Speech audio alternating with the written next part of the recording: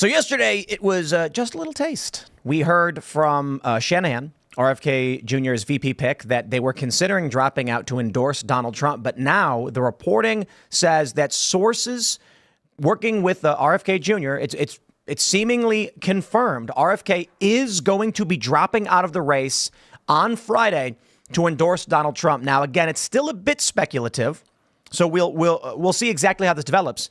But apparently RFK Jr. is going to be in Arizona to address his supporters, and so is Donald Trump. So the expectation is that RFK Jr. is going to appear with Donald Trump at a rally to formally endorse him for president. This could be huge. We're talking a couple points, a huge bump. So we'll talk about that. And that's pretty big. The betting markets, this is interesting now, are tied. In aggregate, all the betting markets are now showing both Trump and Kamala are tied. And Poly Market has Trump actually up. So this is interesting. And new data coming out for ballot requests. Mail-in ballot requests are down among Democrats dramatically in certain swing states. So it's looking pretty good for Donald Trump right now. We'll see. DNC night 3 is currently underway. So there will probably be some developments while we do this show. Before we get started, my friends, head over to castbrew.com. Buy Cast Brew coffee. It's good coffee. Appalachian Nights, of course, is everybody's favorite. But hold on, man. You got to buy it. We got all the different flavors. We got Rise with Roberto Jr., Stand Your Grounds, and Mr. Bokus Pumpkin Spice Experience while supplies last. I don't know how many we have. We have 337 left, and once they are gone forever. So maybe you buy the last of the Mr. Bokus Pumpkin Spice Experience, and you save the bag as a little keepsake because it will never exist after this. And, of course, we got Ian's Graphene Dream, low acidity coffee. A lot of people have been writing to us saying it's been really great on their stomachs, and they really do appreciate it. So support us at castbrew.com. Also, head over to timcast.com, click Join Us to become a member and support our work directly. As a member, you'll get access to the members-only uncensored show coming up at 10 p.m. tonight. Not so family-friendly, but a bit fun and funny. You'll also get access to our Discord server where you can submit questions and actually call into the show to join us for these members-only call-in shows. And you make it all possible. Members are how we run the company. As a member, you are making this show exist. So if you do like the show, please become a member. But don't forget to also smash the like button, subscribe to this channel, share the show with your friends. Joining us tonight to talk about this and so much more is Paul Dans. Great to be with you, Tim and crew. I'm excited to be back. Who are you? What do you do? Well, I was the creator of Project 2025. Oh. You may have heard a little bit about it in the news. I am a lawyer by training, New York refugee, 25 years in the big city. Happy to be potted down in South Carolina now, but really diehard Trump guy at base. I'm excited with this RFK announcement. This is great news. I do think we have to do some serious retooling of the campaign, though, to get on track. We got a serious 80 days in front of us. Right on. Well, it should be fun. Thanks for hanging out. We got Ian hanging out. Hi, everyone. Thanks, Tim. And yeah, I checked out, you're talking about organization and how people in the Republican Party, at least the criticisms I've been getting is that they lack organization. So the Project 2025 is like an actual stab at organizing, like a legitimate organizational tool. It's cool. It got a lot of bad media coverage. So I'm glad you're here to kind of talk about it and explain it. Libby is here as well. I'm here. I'm Libby Emmons. I'm with the Post Millennial. Glad to be here. And Raymond G. Stanley Jr. is back. Hey, friends. Raymond G. Stanley Jr. I am a facilities maintenance here at Timcast. And if you have the power of graphene, you can manifest me coming on the show like Ian did last night. It's true. Also, is that a manly cup? It is very, yes. It's literally called Manly, and there's like bull on it. Yeah. Well, it is also Good Ranchers. Oh, so they know okay. what's up. All right. That was clever. Very clever. All right. Well, let's jump into the show. We got the story here from the Post Millennial. RFK Jr. to drop out of presidential race by Friday and endorse Trump. The news comes as Kennedy is scheduled to host an event in Phoenix, Arizona on Friday afternoon to address the current historical moment and his path. And we don't normally do this, but a super chat just came in from Paul Tascalos, who says, Nicole Shanahan just said in an interview with Dr. Drew, they'll be making one of the biggest announcements in American political history on Friday. Oh, boy, I'm excited. It's exciting. Trump's going to be in Phoenix on Friday as well. It seems like it's all lining up. And RFK has not announced where he's going to be making his announcement. I think it's going to be on stage with Trump. Yeah. Well, that's sort of, what I'm indicating here. That's what I'm hoping for. Yeah. Does this? I think that would be I kind of feel. And then, so we do have this other story, too, because yesterday we heard they were considering it. And that was big news. Trump was asked about it, and he says he would consider appointing RFK Jr. to a role in his administration. And everyone's saying head of Health and Human Services or head of the CIA. The CIA would be poetic justice. Yeah, because the CIA killed his uncle. Sure, and his dad. But HHS might be the more appropriate position for him. I kind of feel like this is Trump learning from his mistakes. He must do this. I was saying back in 2020 that if Trump appointed Tulsi Gabbard to a national security position of some sort, or advisor, he would have won. If he had brought in Andrew Yang and Tulsi Gabbard, I know a lot of people say, oh, Andrew Yang, he's a lefty, he wants UBI. I'm like, the point is, you grab a huge percentage of voters by saying you will bring them in as advisors. If he brings in RFK Jr. and says he will be in my administration, he's going to jump, 5 points? Yeah, Ian then votes for him. This is Trump being Trump, which is the good news. Maybe the campaign's letting him go back to the original Trump. I can't tell you how many MAGA people that I work with, really the hardcore, the most based, who are huge RFK Jr. fans, and they kind of always were kind of talking about it. But remember, RFK Jr. went and interviewed for a job in 2016 at Trump Tower. So, their relationship goes back years. And, obviously there's a lot that doesn't, some of his positions aren't square with kind of America First, traditional America First, but certainly there's no one better, I think, in the entire country to take on the administrative state, particularly HHS. So you see in our movement so many medical freedom people. You count me right in with that group.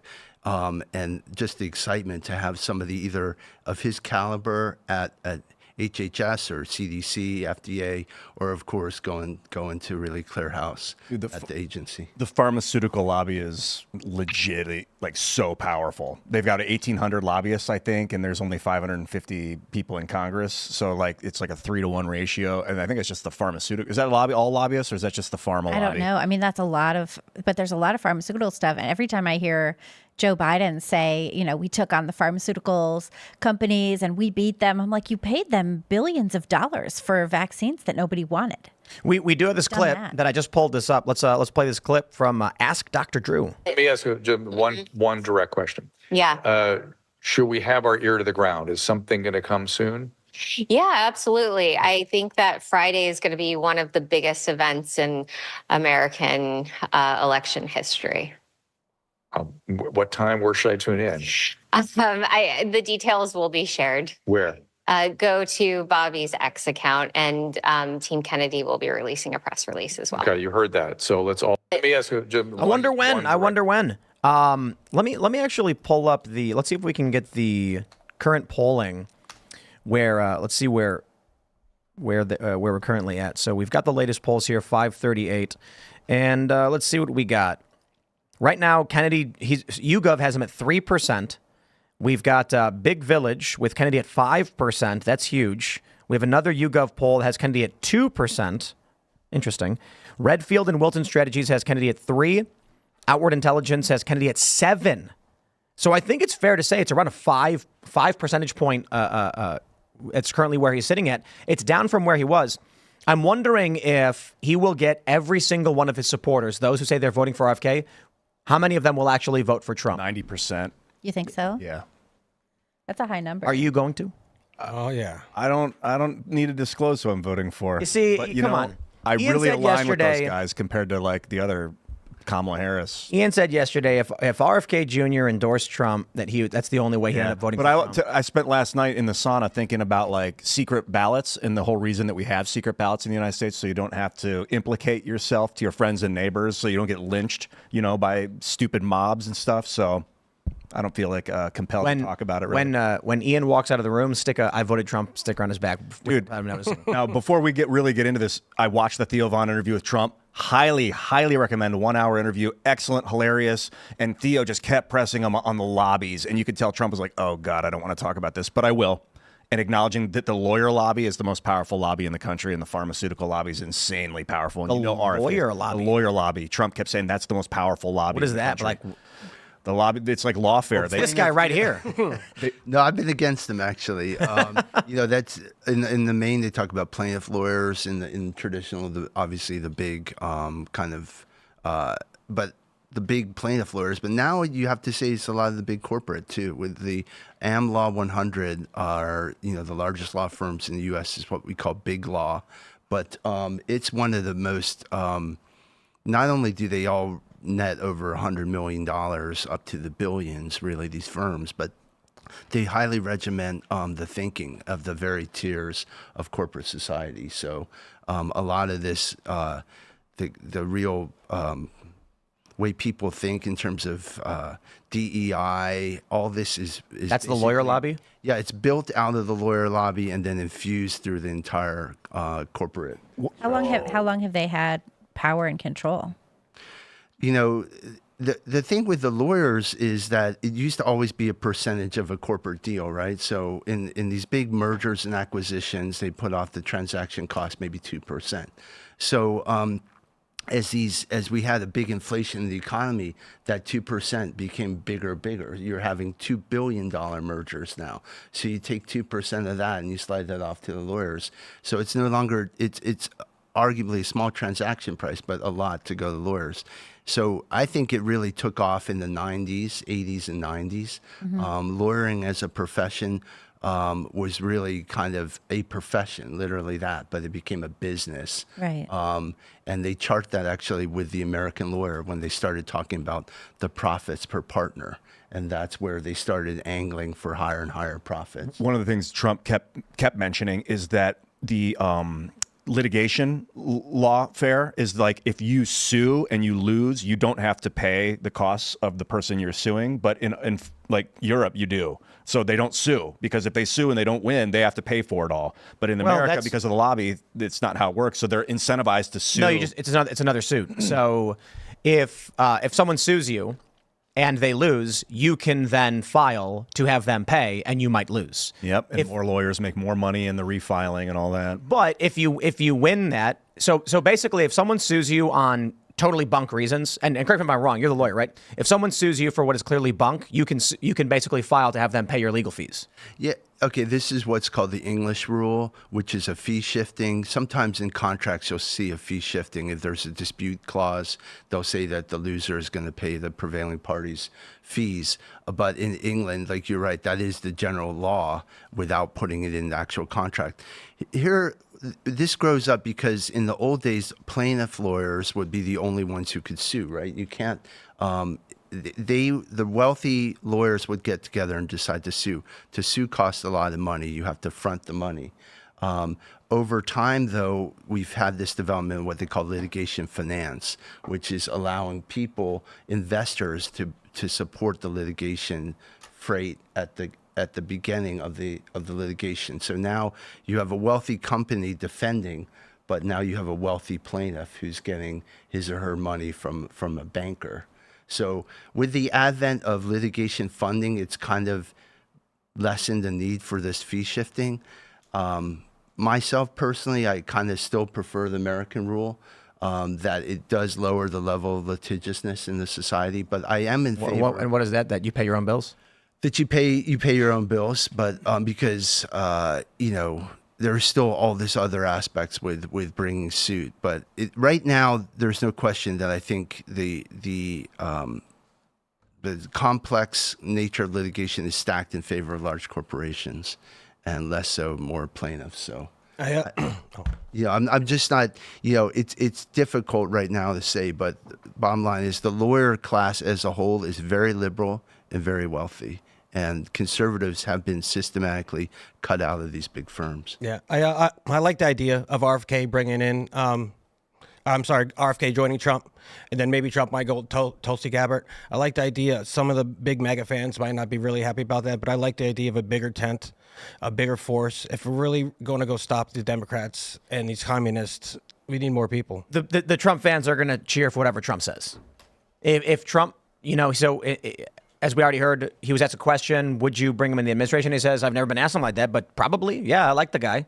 And so you're instantly going to have, now you're going to see Trump's diehards being like, oh, what a genius. Oh, that was always the good idea, even though Trump himself was calling RFK nuts, and Trump surrogates were calling RFK nuts not that long ago. And now, I do find this funny, Trump put out a statement several months ago, where he's like, RFK could be worse than Biden. We don't like the guy. He's not very good.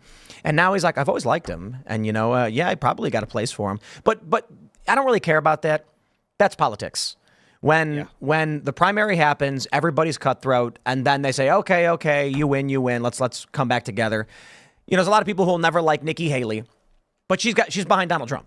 And so now it's like no one's attacking Nikki Haley anymore because she's not in the position to attack Trump and push ideas we don't like she's pro-war or whatever. And so we're just like, yeah, sure, okay, fine.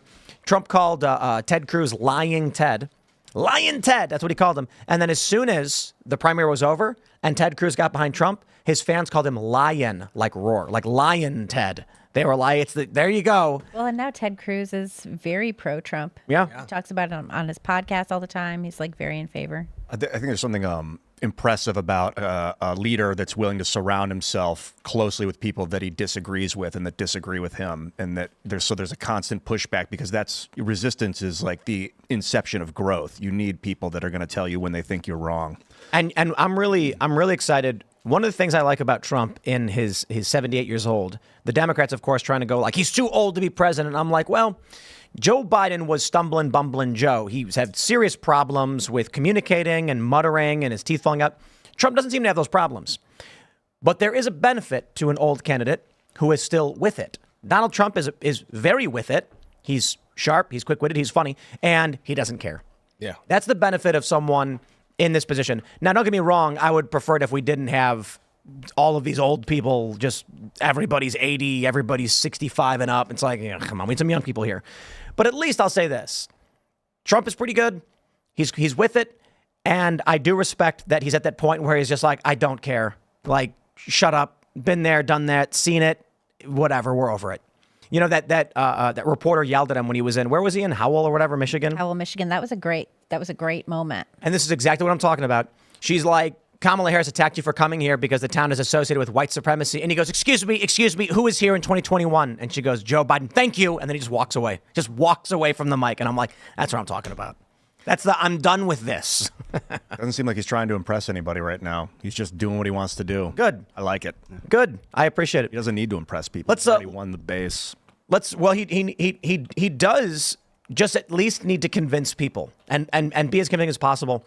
And the Theo Von interview was interesting because I saw some commentary where, so he was in, where was he? Asheville today? North Carolina? Was he? Oh, yeah. He was in North Carolina. And a woman fainted. And he stepped out from behind the We should pull that up. That's really We nice. should pull that up.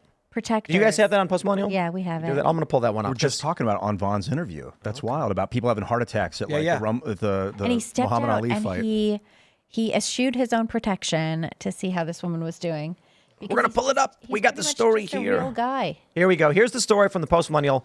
Breaking. President Trump leaves protection of bulletproof glass to check on woman suffering health emergency at North Carolina rally.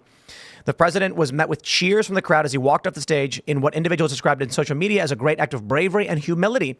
He hugged the woman. You had this, and then you had the Theo Von interview. Mm-hmm. And the commentary that I'm hearing is that advisors told Trump, someone did, you've got to soften on the edges and show some humility. You've got to show empathy and compassion and not be so angry all the time. And so with the Theo Von interview, he's calm, relaxed, down to earth, talking about these issues like he's a dude hanging out with you. And then you have this moment where he walks out of the bulletproof glass, which is brilliant in so many ways. It's a great opportunity for him, reminding people of the assassination attempt on his life, showing that he's not going to be held back by it, and then showing empathy for a woman. So I think he knows what he's doing. And I think this is a tremendous improvement for his campaign. So this is, I think, overall just great news and smart strategy. I'm nervous about the stepping out behind the bulletproof glass. Oh thing. yeah. I don't know if I want that from my military commander right now. We need him safe. This was also his first outdoor rally since Butler. But this is Trump. This is intuitive Trump. This is who he ultimately is. Trump being Yeah. Trump. Yeah. And I think that's a marked change. Even last week, we had Corey Lewandowski come onto the campaign, and you can already see the effects. Yep. It's Smart move. This is the OG of the OGs, right? He is the original gangster. He's the #1 Trump employee, the first guy Trump ever hired. So we have Corey to thank for President Trump in the first place, really. But, you know, what his book is essentially is let Trump be Trump. And if you knew Trump, like I lived in New York for 20 years, my whole family's from New York. This is what this guy does. Like he would write anonymous checks to, well, not anonymous checks, but send off checks anonymously to people he'd read about in the newspapers, and always kind of be like checking in on people. You listen to so many stories about people he personally meets and then just stays with them. Like even like a Bob Kraft, he's like calling the guy continuously. But you know, that's the nature of the man. Take a look at this tweet from Newsweek, which is getting everybody all riled up.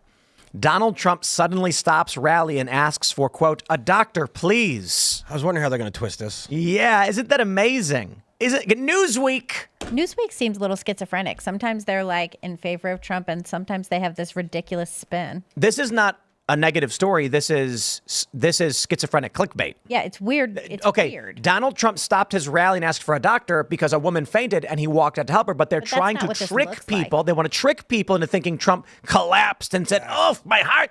They're lying. But anyway, now that we've roasted Newsweek, here's a story from Newsweek. Weapons found at Donald Trump Asheboro rally. Person arrested. So is Asheboro, North Carolina? Did I get the city wrong? Asheboro, North Carolina. I said Asheville. It was wrong. It was weapons were found there, and apparently somebody was arrested. Police arrested a man at the rally location at 4:30 p.m. after Trump and his running mate, J.D. Vance, had already wrapped, and there have been no reports of injuries. Okay, I mean, that woman fainted. I guess she's okay, though. But look, I mean, this is crazy that Donald Trump, he steps out from behind his glass to check on some woman. Here's my fear. The people who want to hurt him show up disguised as rally attendees. Jeez. And then a woman goes, "Whoa," and falls over. When Trump comes out, that's when the bad guy, and they're not together. Yeah, especially after this, now they know that he's willing to step out from behind the bulletproof glass. They might be able to incentivize him to do that. Yeah. Well, you know, we do have to keep the national discourse on the assassination attempt. And it's kind of scary that the campaign was able, you know, ineptly to let the attention be drawn away from it. Like it's a month now later, and, you know, essentially he's even or underwater in some of the polls. So what happened with the Secret Service? Congress really needs to dig in on this, and the campaign needs to say, look, don't go on break. Let's actually have the hearings and get to the bottom of this, because you're right. We all have the same concern about his health and welfare, his whole family. You know, my little kids. We have little kids at home. Every night we say prayer for his security and health, and for that of his family.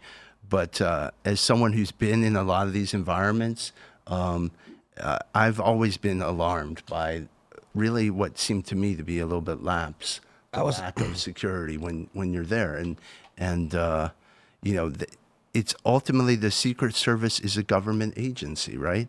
And nothing government does is going to be the way you want it. You have to stay on government. So its question is really for the campaign. Like, what are you doing to ensure his security? And securing his security means keeping it in as a frontal issue for the American people. You know, I'm most concerned about a drone attack from directly above, because everybody's got their eyes out, but who's looking straight up? And I mean, these things can just come right down at their target now. I mean, we're in modern warfare age, and we're at war. Basically, the country's supporting a war in Israel with the Israeli stuff and the Ukraine stuff. So we're like, and with open borders, like the ability for people to come across the border, maybe from an enemy country. Not that we're not technically at war, but we're supporting wars. I mean, it's been politicized. Here's a great linkage with RFK Jr. How could they not give him, Secret Service protection? And Trump spoke out about that to make sure that RFK Jr. was getting that security protection. But you know, yes, there's a myriad threat matrix going on. I don't even want to spend time giving good, ideas to anybody. But you know, the point is that we have to be extremely vigilant in what's going on, and it's real. And unfortunately, they'll keep coming. What do? Do you hide the guy away in a bunker for his entire presidency? That's what they want. They want to put Trump in the basement so that he can't campaign. Yeah, and they want to scare him so he gives up. I mean, I think somebody wanted to kill him. And so it wasn't like they intentionally missed just to scare him. No, I think the preference for some of these people would be that Trump not survived, and that's terrifying. What was up with the Reagan assassination attempt? I know that John Hinckley Jr. is the dude. Yeah, that he was shot trying to him. impress Jodie Foster or whatever. The story is some random guy wanted to impress an actress. There was no government collusion technically ever found or any of that. But was he like, and then he made she was George like 12 Bush. too, wasn't she? What? That's the story? Jodie Foster. Yeah, Jodie Foster was like 12 years old. She was in Taxi Driver. Taxi and then, Driver. And then was that before he had George Bush Sr. as his VP, or was it after the assassination? He was president at the time. And he George and Bush. I remember it. I was a little kid in grade school, and they wheeled in the TV and brought us there. The Hinckley thing, and this is probably the case with all of these sort of big events, we never get the full truth, right? We get versions of it, and maybe if we put RFK Jr. at the head of the CIA, we'll get the real truth. But the Hinckley thing was weird too, because he didn't just come from any family. He came from a very wealthy family in Colorado who was very connected with some of the Republican families even. So it's very bizarre the way it happened. But you just saw the valor of the Secret Service at that time and the way these guys snapped too. But also the incredible equanimity and poise of Ronald Reagan in that moment. And you saw the same instinctual thing with Trump in the moment. Like, he gets up and says, fight, fight, fight. He wants to assure everyone at the rally that he's okay.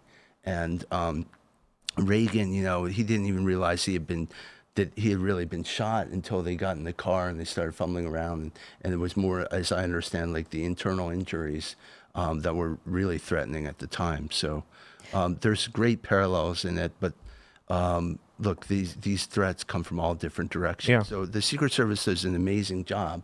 But although the Secret Service agent, the head of the Secret Service after the Reagan assassination did resign. Yeah, I mean, in the old days, people would resign whether or not they were ultimately to blame for it, because that was a matter of just allowing.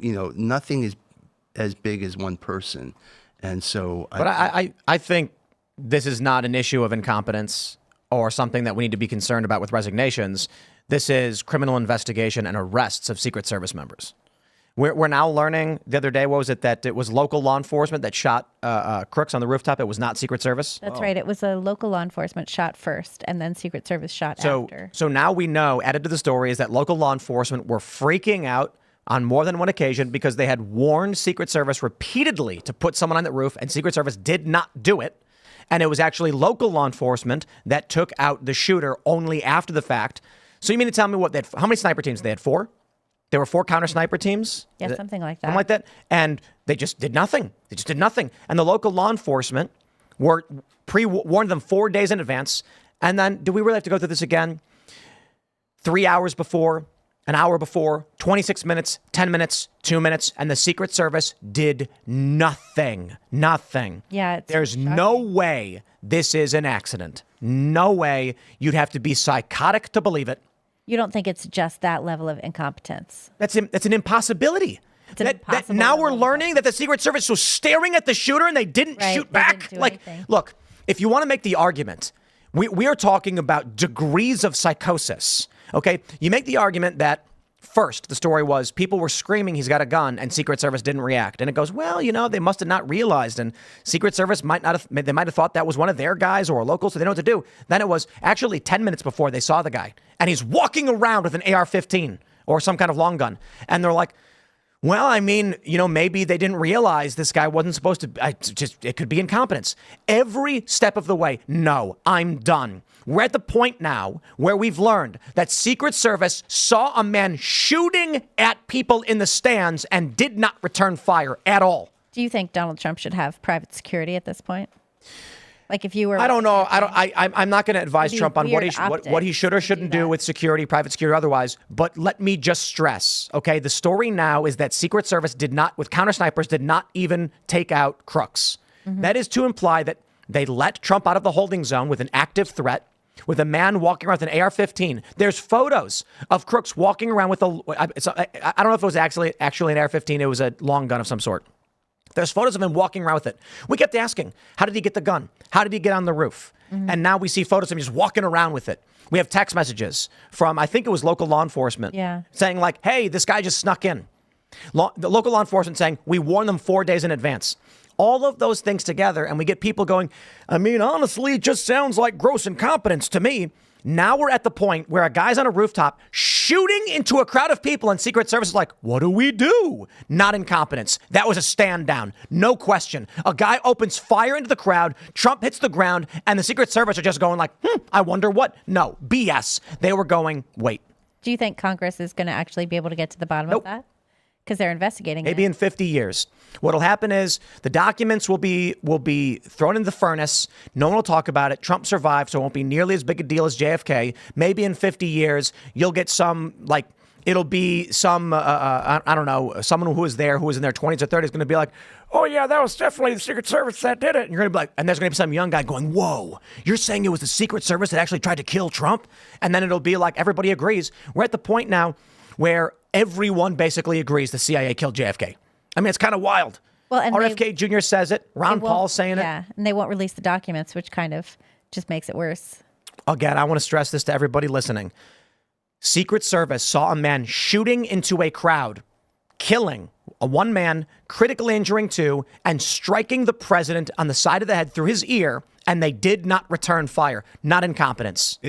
Stand down. If that's your secret police force, the SS, which is crazy. Like the German Nazis had the SS too. That's wild. But it's the USSS. USSS is a little different. It's the SS, USSS. It's a secret service, secret police force. And if they failed at this level, then I think, yeah, he should have private security. Like Eric Prince, get on board. If he hasn't already, contact the big guns. You need full on 100% bulletproof. I mean, I don't know how you trust anyone. You shouldn't have to. You should have some sort of mechanical defense. But yeah, I wouldn't trust the system that failed. Yeah, that seems kind of wacky. And now that's the system that is keeping him safe at additional outdoor rallies. Right? I think two things. This is the campaign's job to get done. One is ensure his physical safety. That's your real primary mission, actually. And like I said, you can't just rely on any government agency. You have to be double checking them and keeping them to account. That's what we do in life. But there are some people in the chat saying that actually local law enforcement shot first but didn't put him down, and then Secret Service fired after the fact. They hit the rifle. That's what happened? Yes. The local law enforcement hit the rifle. He recoiled back, and then once he was down, not shooting anymore, they took him out. That sounds to me like they were like, the jig is up. Yeah. I don't buy it for a second. When the photos came out, like they didn't have to kill him. Well, either way, when the photo came out showing him walking on the grounds near the president with a rifle, I'm just like, nah. That's not incompetence. That is not incompetence. They let him do it. Well, Congress should be at work right now. They should not be on recess. They should be digging into this because every day he's in danger, and we have to get to the bottom of it. And that's, again, like we need the pressure to say we're supposed to be in charge of the House here. No, Republicans aren't going to do anything. They have to. I mean, this is the sort of thing right now. You have to make a case why you want to keep control of the House and get control of the Senate. Well, they won't. Well, let's jump to this story. This is huge news. It looks like the Biden administration was cooking the books. This is crazy. 818,000 jobs vanish from jobs report. So this is fascinating. When we get people like Don Lemon going out in the street and being like, who are you going to vote for? And they go, I'm voting for Trump. He goes, why? And they say, the economy was better. And he goes, actually, that's not true. The economy is better now. Oh, turns out they were lying the whole time. Yeah, this is the largest revision in 15 years. They accidentally added 818,000 jobs to the reports that have been coming out. It was fake.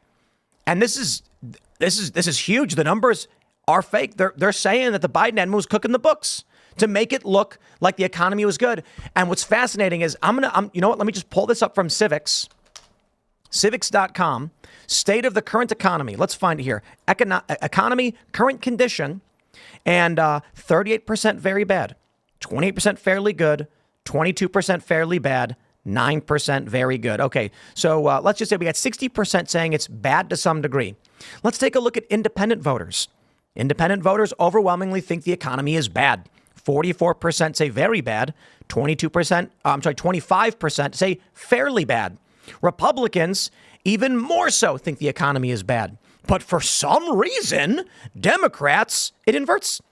For some reason, Democrats think the economy is good. Now, that makes literally no sense at all, unless you realize these are people who think the economy is based off of government numbers, and Republicans and independents especially, let's do this. Let's say Republicans are just partisan and they're like, the Democrats are in charge, so the economy is bad. Fine, I'll take it. Independents are saying the economy is bad, and these are people who are nonpartisan saying, I don't care for either party. My bills are too expensive. My groceries are too expensive. The economy is not good. Democrats think the economy is good because they've been cooking the books and putting out fake numbers, and now they've been rescinded right at the last minute. Well, Democrats think that the economy is good because they have been told to believe what they are told, not to believe their senses and their eyes and ears. So that's what they do. They're told that the economy is good and they think, oh, I'm just struggling a little bit right now. It's not actually an indicator of economic problems. It's just me right now. I'm just having some issues. And they blame themselves. This is true of my family members who are lefty and struggling. And they're like, oh, I'm just having a tough time. I'm working 3 jobs. I should be doing better. The news said the economy was good. And I'm like, but the economy's not good. Like, that's why you have 3 jobs right now. That's what's going on. Trump accused the Biden-Harris administration of being caught fraudulently manipulating job statistics to hide the true extent of the economic ruin they have inflicted upon America. This is crazy. Take a look at, we have this, CNN. I haven't seen this clip. I saw this posted by Tom Elliott, so we'll watch this. Breaking news into CNN right now. The job growth has been far weaker in the U.S. than originally reported. That is according to new data just coming in this morning. Let's get right to CNN's Matt Egan. What's the headline, Matt? Jim, 818,000 fewer jobs were added during the period between April 2023 and March of this year. We were bracing for these revisions to come out and show that job growth was weaker, and that is what we got. This is probably on the high end of the expectations. Some of the forecasters have been the high end, probably around few 100,000 jobs. Goldman Sachs had said maybe. Let me show you this clip. This is Biden-Harris Commerce Secretary. This is shocking. This one's got everybody freaking out. When you hear that, do you potentially think that this new numbers could be a liability for this campaign? No. When I hear that, first of all, I don't believe it because I've never heard Donald Trump say anything truthful. It is, though, from the Bureau of Labor. I'm not familiar with that. When you hear that. So a lot of people are saying she's not familiar with the Bureau of Labor. No. She's talking about the report. This is the schizophrenic derangement. And this is the biggest, this woman exemplifies so well the danger this country faces. I was hanging out several months ago playing a game of poker, and some guy lost his mind at the poker table when someone asked me who I was voting for. And I was like, Trump, of course. And the guy said, Trump has never said anything truthful in his life. And then some other random guy who does not seem very political went, are you kidding me? Come on. The guy talked about sports before. That's stupid. The idea that you would genuinely say something, like genuinely believe Trump has never told the truth before, is derangement. It proves this woman's got a fractured psyche where her brain, her prefrontal cortex has ceased to function. Donald Trump has talked about reality TV before. Even if you think he's lying about politics, it's impossible to say the guy's never told the truth about anything ever. They are insane. And they're ignoring the fact that apparently they were cooking the books. Well, she's also using a very sophisticated deflection technique, right? We know the Bureau of Labor Statistics is the one that put this number out. It has nothing to do with Donald Trump. He's just repeating what the government actually put out. But she manages in the very first part of the sentence to say she doesn't think it's true. Well, the government just said it. And, nominally she's in charge of that bureau through her department. But then, two, it's like the fact that Donald Trump said anything or whatever has nothing, is completely immaterial. So the majority of the people, not the majority, but a large swath of people will come away from that thinking, oh, I heard enough, it's not true. And it's just pure deflection. But the fascinating thing is that you don't need a jobs report to know the economy is not going well. Yeah. I went to the grocery store and a can of whipped cream was $6. And in here, true. Like it's like don't believe your lying eyes. I don't know if half of these people ever go to the grocery store, but like $100, my estimation used to fill up the back of a station wagon. Now it's 2 bags worth. Yeah, it's ridiculous. Like you go out there and it's like, how I can't go to the grocery store for under $60. It's like, what's going on? But they're saying that the numbers are from I think April 23 to or August 23 to March. April to March. Yeah. Like we're not even talking about the up to present. So I think it's a little dog bites man kind of thing when you say that the numbers coming out of the Biden administration are cooked. I always assume they are, and they're always going to revise them after the fact. But in this particular case, the fact that they had the courage to do it during the pendency of the DNC is interesting. The revision. Well, yeah, because they wanted to just hide it. Yeah. Because everybody is paying attention. They're like singing and dancing, and they're having joy, and they're having vibes. Well, the Biden administration even has what they're calling a vibrarian. Did you guys see this? A vibrarian. Who their job, it's like a Gen Z person in the White House, and her entire job is checking social media to see. Axios had it. We covered it as well, but her whole job is to check the socials and see what people are feeling, and then let the administration know so that they can counter the feels. I like that word because it sounds a lot like vivarium. And I would argue the Democrats have a functional political vivarium as well. Right. And that's basically how they keep their voter base living in this broken fake world. What's vivarium? It's like a fish tank. It's like a it's like a little tank where you put the animals in it, and then they live in their fake little world where they they don't know. I thought you said vibrarium, and it was I said vibranium. Vibranium. No, but they're saying like the vibes librarian. That's funky. Is the White House. Vibrarian. I mean, don't call him that. At least just call him like an analyst or something. Right? Yeah, it's Molly Opinski. We should just be like Democrats are disqualified from. That wouldn't be true democracy. I don't care. They don't have it. We don't have a true democracy right now where you can just install a person from the top down and then declare that that person has grassroots support. It's such lies, and it's such obvious lies. And I can tell that it's getting dicey over there because my mom stopped talking to me about politics. She's like super lefty, and she always wants to argue with me about politics. And I recently spent a very tense week hanging out with her where she couldn't figure out what to talk to me about, but she definitely would not bring up politics. And I wasn't going to bring it up because she hates my job. She hates my job. Yeah, and but she like you'd started, win every telling argument. Everybody like that she could find that she wished I went into accounting. And I was like, Mom, that was never on the table. I went to art school. I was never going into accounting. Where did you get this don't crazy idea? Don't just win every debate? No, because I don't want to debate with my mom. She gets grouchy and she cries, and then she's very stressed out, and like it ruins dinner. I don't need a ruined dinner.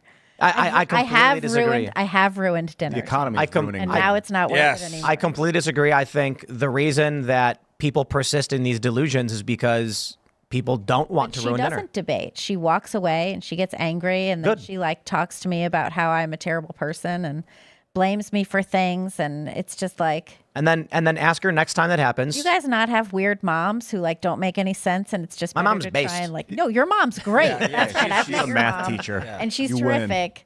My mom is great in her own totally different way that doesn't jive. I gotta figure out the tone when I talk to my mom, because if my tone gets out of control or out of whack, she'll shut down. But if I can stay calm, the shutdown. Yes, my mom does the. And I haven't chatted with my parents yet since Kamala became the nominee, whatever. Because I've been fantasizing about being like, so what do you guys think about protecting our democracy by installing a candidate without being voted for? And what they're going to say, like they haven't talked to me about it. They haven't brought it up at all. Rarely do they. It's broken brains, man. I think there's nothing there anymore. It's you know what's really crazy is this will probably shock a lot of people. Ask if you haven't talked to a loved one, a friend, a family member in a long time, ask them if Donald Trump called Nazis very fine people. They believe it. They still do. Joe Biden just said it again at the DNC. They still think it's true. It's remarkable to me that anyone still thinks that's true. Even Snopes debunked it. It's 7 years because it's later. part of their catechism. It is. It's not reality. It's part of their actual religion. That's a good way to put it. It's scripture to them. Yep. Yeah. Yeah, so we all have, besides Tim, I don't know about yourself there, Paul, but we all have elders that are on the left spectrum that we have to fight with and kind of convince the reality is real and they don't want to go with the reality. Yeah. I don't fight with them anymore. They're willing to, though. If it's blatant, they'll accept it. Fortunately, like I watched this video of Zelensky saying the Americans are not funding the war in Ukraine, and I watched it with my dad, and then I was like, he said we're not funding. He said, no, he said we're not fighting the war in Ukraine. I was like, no, he said funding. Let's rewind it and watch. So he did, begrudgingly. But then when we watched, he was like, you're right. I'll eat that one. You were right. Funding. We're not funding. He said Zelensky blatantly lied and said that right after we sent them $61 billion, he went on like MSNBC and said, no, the Americans are not funding the war in Ukraine. And I was like, yeah, we just sent $61 billion. What you got to do is you got to put parental controls when you go visit them so they can't watch MSNBC or CNN anymore. So when they're not in the room, just switch the code. Yeah. Like, just put when did they're like, why can't I watch this anymore? I'm a little older than you guys, but both of my parents passed, right? My mom was a treasure, right? She was a public school teacher, genius, right? She was a chemist. My parents met; they were government scientists, right? They were both first in their families to go to college, but politics.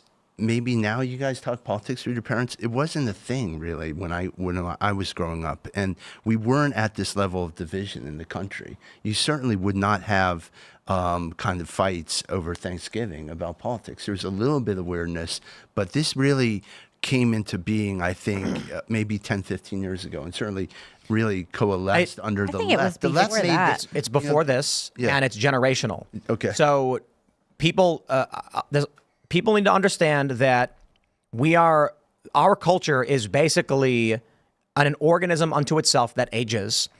It is not that one day political polarization existed. It is that 20, 30 years ago, political polarization was injected into millennials and two different worldviews were being taught to children. Yeah. So now as those children age, the division ages along with it. When millennials enter the workforce, the existing political division enters the workforce with the millennials. I saw it was 2006 is when I noticed it was the shattering of the narrative that we were the good guys and the war in Iraq was just. When social media appeared in internet news, when independent journalism came out and they're like, actually, there were no weapons of mass destruction. Because before that, in the 90s, we all believed what we were told on NBC. Like, we would sit around, the news would be on, but no one questioned it. And then we went to war in Iraq, and it was like, okay, hit the brakes. What in the hell is going on? And then the people that learned about the liberal international order started to really wake up really quickly. And the others that haven't really delved into it are still kind of in that paradigm. Yeah. Well, it's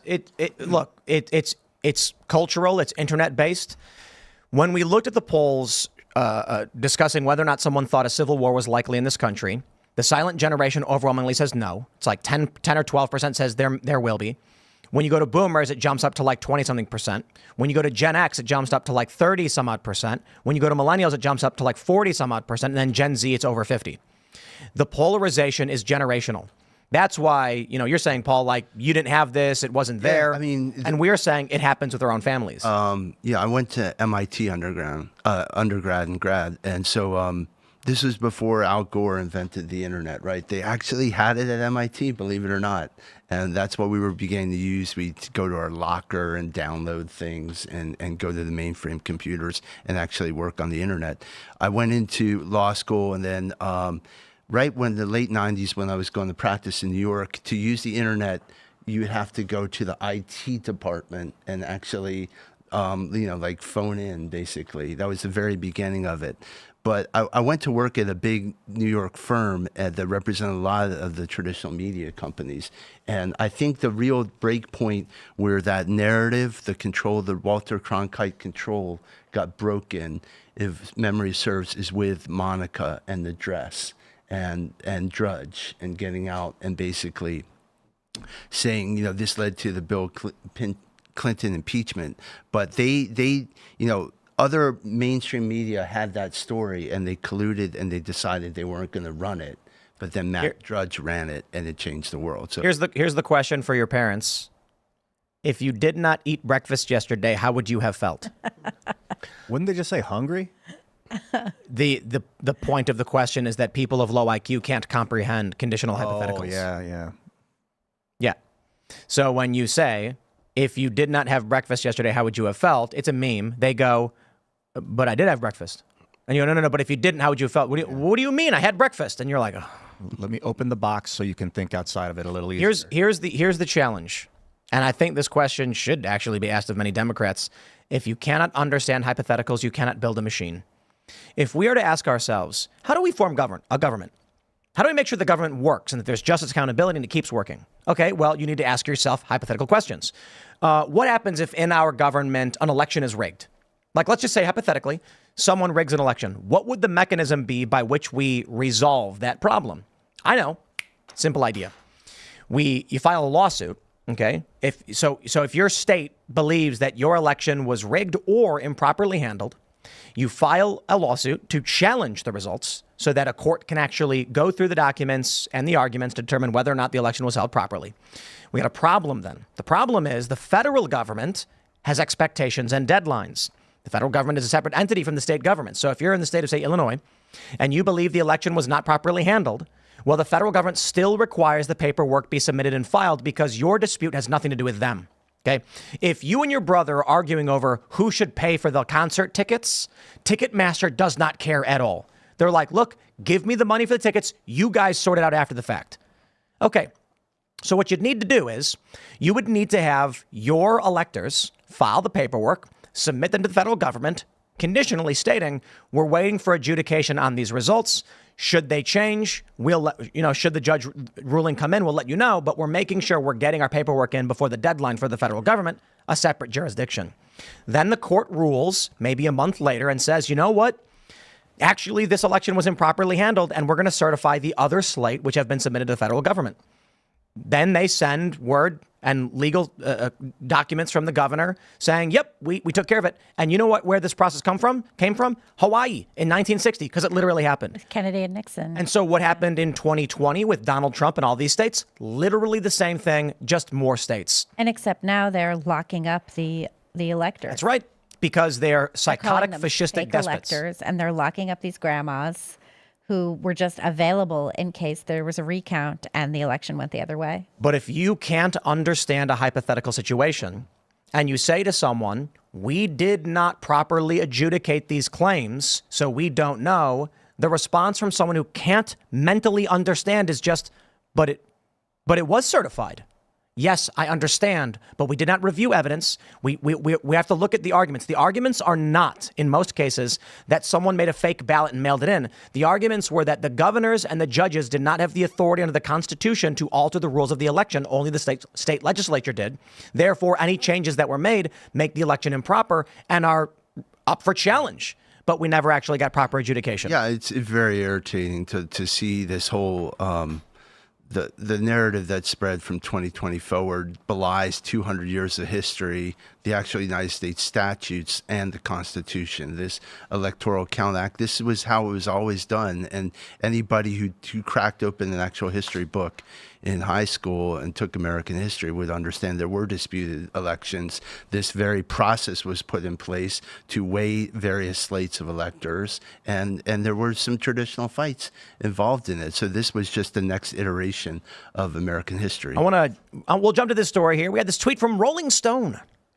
They say that's the genius work of this one small bit of the Harris Waltz merch. The camouflage hat reclaims the rural and Southern identity that mainstream Democrats have long ignored. Wow. Dems are finally embracing country music fans. That's all they needed this whole time. One hat. Was the camouflage hat. And, just the other day, we're out here in Appalachia. I saw an old man wearing a camouflage Harris Waltz hat. And I said, sir, you're supporting Harris Waltz. And he goes, well, I just got to tell you, once I saw that hat, I knew it was for me. I don't see Trump wearing a camo hat. And I'm like, that's it. They've won. They've won the South over. Just kidding. That's insane. These people are morons. Is it jungle camo? I don't know. No, it was all black. Yeah, jungle. It's Space basic camo. old school camo. Oh. Space camo's the same thing because it's not like just all black, They need invisible for gray. space camo, I guess. So you get where's Emma? Is her name Emma Emhoff? Is that her name? Ella Emhoff. Ella Emhoff. Where's she from? Like New York? She lives in Brooklyn, yeah. Brooklyn, yeah. And they put a camo hat on her, and that's it. You've convinced Southern conservatives to vote Democrat. She looks like she's, headed to Williamsburg for a nice Coke bench and a bunch of electro clash or something. But even with the camo hat, she still looks like she's headed to Williamsburg. With the camo hat. I'm saying with the camo hat. Yeah. She looks like she's headed for Williamsburg. If she takes the camo hat off, she could pass in Park Slope. But Democrats don't understand that they're just doing what hipsters do. Yes. They're not actually endearing themselves. They're appropriating bits of Americana. Cultural modification. That's exactly what it is. They're appropriating bits of Americana and saying that makes them American. I mean, you see how excited they get when they're like, look, I'm American too. Look, I have the accessories. I have the bangles. They're chanting USA at the convention, waving American flags, and outside they're burning American flags. They're burning them, yeah. Yeah, we have a reporter out there. I think you guys had a reporter out there too. I think Elad's there. Yeah, and it's madness what's going on outside. And if you were at the RNC, like there weren't mad protests in the street. Nope. It was like there was a protest march. There were like a couple. There was like a little bit, but there was nothing like this. Nothing like screaming that Joe Biden is going to have plenty of time on his hands, screaming about Kamala Harris, screaming about foreign wars. I mean, it's absolutely ludicrous too, the thing that they're most upset about, because you have a lot of conservatives who are upset about Israel, and they basically are like, we don't want to fund foreign wars. We don't think America has any place in this war. Okay, that makes some sense. You have Democrats out there screaming about this war, saying we want to fund the terrorists more. It's like, what's going on? That's just insane. It says no, go ahead. It says a lot about them. They're very shallow, very materialistic. They'll wear a pussy hat, pardon the language, but they wear hats like that, and then they wear this, and just the virtual signaling, they think that's going to get them across, because for them, a little tiny bit like that means a lot. And they're also like screaming about, abortion rights is rights for Gaza, and it's like abortion is very illegal in Gaza. I'm sorry, but this is a Simpsons joke. This is literally a Simpsons joke. When Kang and Kodos took over Bob Dole. Twirling towards freedom. I keep thinking of that. Bob Dole and Bill Clinton got taken over by aliens. Their bodies were taken over by aliens. And I can't remember. I think it was like alien Bill Clinton or whatever was like, no abortions for any, or no, like abortions for all. And they go, boo. And he goes, abortions for everyone. Boo. And then he goes, abortions for some. Tiny American flags for everyone else. And they go, yay. And they cheer. This is what Democrats think. They're like, just put a camo hat on, and now the Southern pro-lifers are going to vote for you. It normally goes, in my mind, a camo hat hand in glove with two-way rights. So I think it's very weird to try to take one from the rest. And certainly, if you're looking at the Democrats, this is the gun grab mandatory. I mean, Kamala's been very clear. Been very clear about mandatory gun buybacks. I mean, this is He's tried to walk this it is back, no but different it's than blackface, if you ask me. Oh, that's I am offended. As a West Virginia living here now, it's that's right. Everyone agrees that this is they're actually, I'm kidding, but what's funny is they're going to Chicago and getting urban liberals like Brooklynite Ella to wear this camo hat to like make it seem like they're Southern conservative or something. Are they going to buy back the guns in Chicago? Instead of actually getting, I don't know, some Southern conservatives? Also, the other thing with gun buybacks is you buy back somebody's gun, like gang. This was happening, I think, in New York, if I recall. Gang members were turning in their guns, getting money, and then going to buy better guns. Well, there was one funny story where they did like a gun buyback. So a guy 3D printed a bunch of guns and then sold them to the government. Yeah, I remember he made like a lot of money. He made a couple grand, like $5,000. Yeah, is that what it was? Yeah. He was 3D printing them, and they were like, well, all right, a gun's a gun. And he's like, man, I can make these things for like $3. And there you go. I don't know if the Democrats have any actual strategy. I mean, we know they have no campaign positions, and now Rolling Stone is just being like, well, they're wearing camouflage hats. Are they planning to lose? Is this it? Like, is Trump really just going to win? I don't know. I mean, it depends on if all the people vibe their way right over to the ballot box and actually vote. I mean, that's really going to be the most telling moment. How compelled are these people going to feel? I do have that emotional reaction in me, just wanting the economy to collapse so I can rub their faces in it. But, unlike Bill Maher, I won't call for a recession to win an election. Hoorah. Yeah. Well, I think it is, to be fair. I don't want to cut. I mean, nobody wants to believe more than Trump's going to win than I do. But, the reality is that the last 7 weeks have been a marked change, really. We came out from, obviously, almost 5 weeks ago, the president being shot, to the trend lines crossing right now, and certainly in the she leads in the popular vote tallies on Real Clear Politics. So you have to step back and say, how did we get here in the first place? Like, why is Kamala even the candidate? And there have been some serious miscues with the Trump campaign. So, he seems to be improving, though. It's improved in the last week, I think. But we have to be real that there was no plan in place here to meet up with her, and there has been a lot of ground lost. What do you think are the miscues? Some of the miscues, anyway. I think the fundamental one is kind of overplaying the Biden and pushing him off the stage. Yeah, it's like Trump beat Biden too fast. They took the Democrat bait, the campaign did, and like anytime, anywhere, throw down a debate. It's like, no, actually, you debate after he's locked in as the candidate. And the campaign was arrogant. You look at this, there's an article in The Atlantic, right? The campaign apparently did 6 months letting The Atlantic behind backstage. Now, The Atlantic is owned by Steve Jobs' widow, right? She gives like $100 million to the Democrats. So it's very odd when you're working with the left to, write stories about you and kind of let your hair down with The Atlantic. But if you go back and read that article, Tim Alberta on July 10th, the campaign's basically saying, no, we're very confident Joe is going to be sticking in this. In fact, there's $250 million that's impossible for them to shift. Well, Democrats figure out how to shift that in an afternoon. Right. So that was just a gross miscalculation. Yeah, I've been thinking about that too. Like, it was really a mistake to go through with that debate. Well, people advised to do it, and people didn't put brakes on it. And if you don't have a plan in place, then it's a major mistake. But then you kind of move on to, like, how did we dissipate all this goodwill about the, essentially the concern about the assassination? How did that get moved off the front page? Well, that got moved off the front page because as soon as Trump got almost assassinated, they kicked Biden off the ticket and inserted Kamala. So the Democrats just grabbed the news cycle. As soon as that happened, they grabbed the news cycle almost as though they had been planning to grab it all along in that moment. You know what I mean? One mistake triggers the next, right. Basically. But I mean, Trump also and his campaign, like, they launched their campaign so early that it felt like the right time to have a debate in June. All of the other candidates were off the table. Everybody had been cleared out. The Democrats refused to allow anybody to challenge Biden, even though there were good reasons to. They locked out basically Dean Phillips and RFK Jr.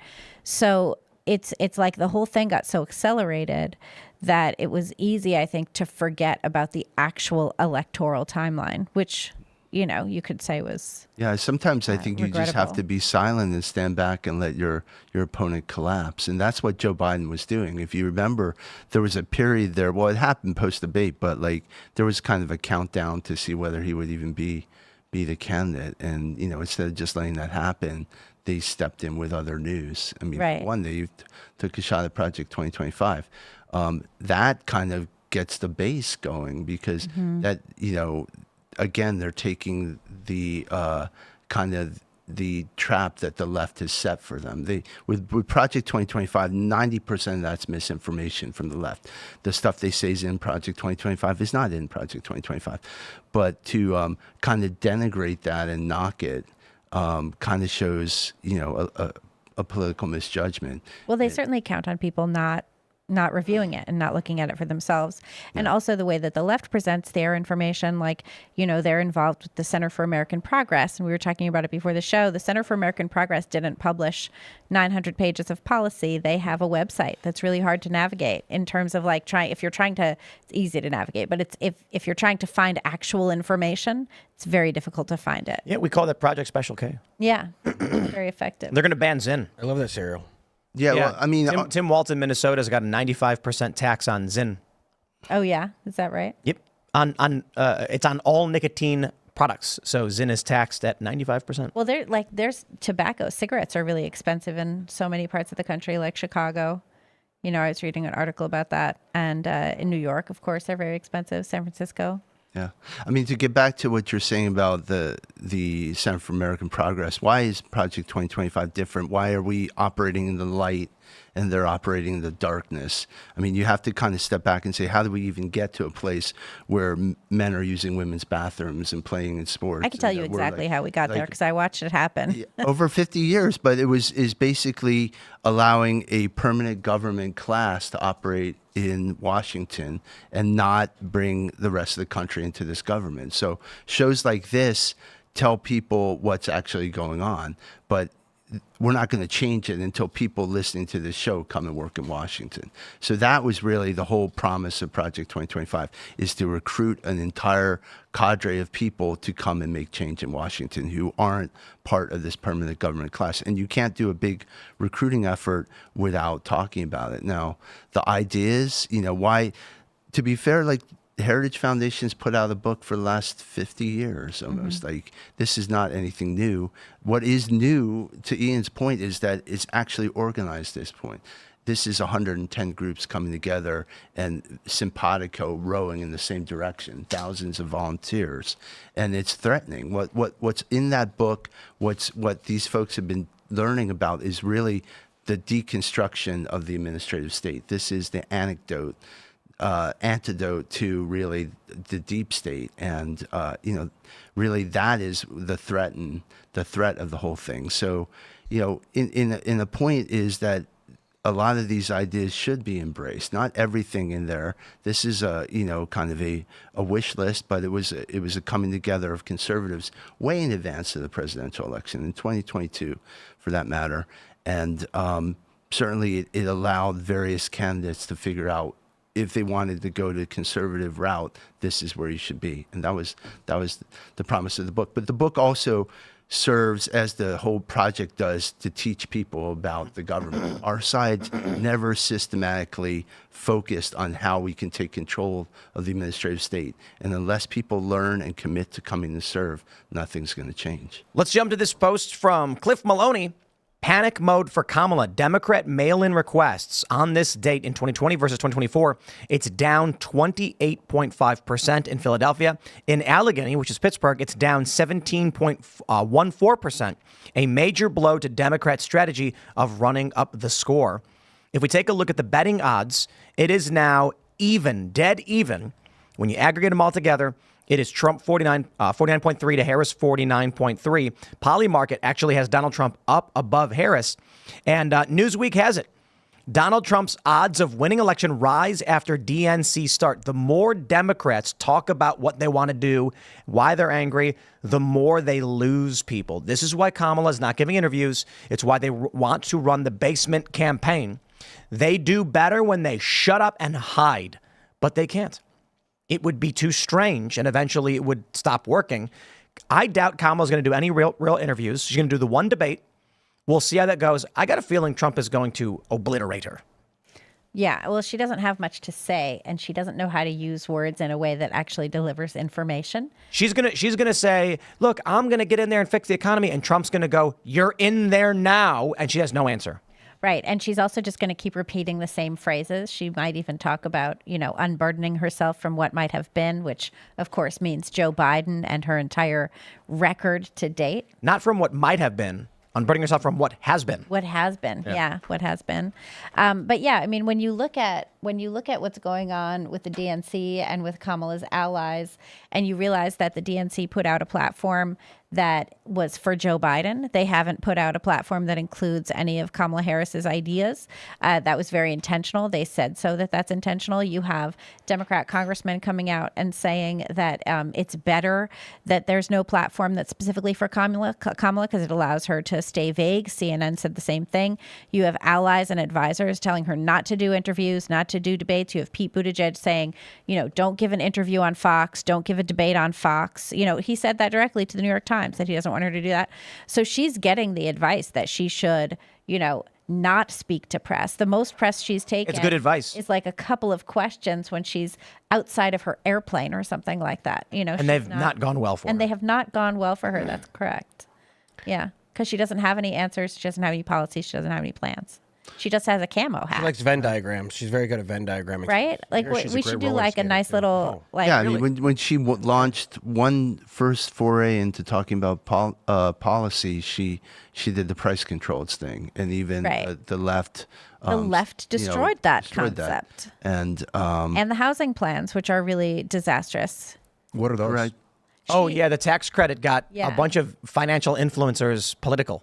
There's a few people that I watch periodically on various social media, and they talk about finance, investment, property values, and they don't talk politics ever. As soon as Kamala was like, "We're going to do $25,000 grant for first-time home buyers," they were just like, "No!" Yeah, it's it's going to instantly spike the price of homes. It'll drive prices up. Yep. It'll reduce. Yeah, it'll reduce supply. Like everything will go badly. Yep. There's no way a communist is going to make it to the president of the United States. Not anytime soon. I can't see that happening. It's not about them being a communist. It's about them saying whatever they have to say to win power. And, Kamala may not intentionally try to invoke communism. Yeah. But she's going to be doing things like vote for me and I'll give you money. Well, I said it before, and I'm super concerned with electronic voting machines flipping vote tallies behind the scenes. I don't know how to combat that in real time. It's like the definition of insanity, according to Einstein, was you do the same thing over and over and you expect a different result. Like, if you're just going to put your head down and think more voting is going to solve it. Virginia switched to all paper ballots. Good. Yeah, that was really That's smart. a great start. Everybody should do that. Probably. Every red state should executive action paper ballots. Mm-hmm. You know that let them sue you over it, and then you can run them through the courts like they did to the Trump supporters, and just say no standing. You can't sue me. Like chain of custody, you got to be able to look at every vote, man. But even then, like you hand it to somebody who takes it to somebody else, who takes it to somebody else. Like, what's the chain of custody? You trust the people. That's not a good system because those people can betray you. The other problem that concerns me greatly. The other issue is, what if there's one person who votes in multiple different counties? Mm-hmm. They're not going to look like, a county in northern Illinois is not going to check a county in southern Illinois. Southern Illinois, John Smith votes, same social security number, votes the same time in northern. They added both numbers, get added to the total count, and no one's going to grab the ballots from up there and bring them down there. No one's going to run the names through the system to check to make sure they only voted one time. When you guys built Project 2025, is it focused on like the administrative, not that it's colluding to flip votes behind the scenes, but if it were, is there some sort of maneuver to investigate? Ours was really examination of the executive branch. So the only department there is the Federal Election Commission. There's a chapter about that, but in the main, our project didn't look into election integrity and security because, as you were saying earlier, that's essentially a state's issue. Now, I don't mean to cut off the air of good feeling and the comfort level here, but the reality is that this is the sort of work that needed to be blocked and tackled over the last 3-4 years, like learning from 2020 and preventing it. And who does that? That's the RNC, right? That's the group that is fundamentally charged with ensuring the election. Now, if you were following the RNC, Ronna McDaniels got her 4th term, and she was supported by people within the campaign to do that. As a lawyer, I've worked on election integrity for almost 30 years, and kind of in and out of it. I saw what happened post 2020. It was a wreckage. Okay, the work just hadn't been done. But one thing the RNC did was tell us they had this taken care of. They were telling you in October 2020 we got this, and now they're telling you they got this. So do they have this? That's the big question. And, President Trump's like, hey, I can get the voters. You guys take care of this. Hasn't been taken care of. A lot of people on the ground, a lot of the few things that have been done are being done at the grassroots level by volunteers. And I don't think the resources have been moved out to really tackle this. We have not, filed 200 cases. There is no counterpart to Mark Elias on our side.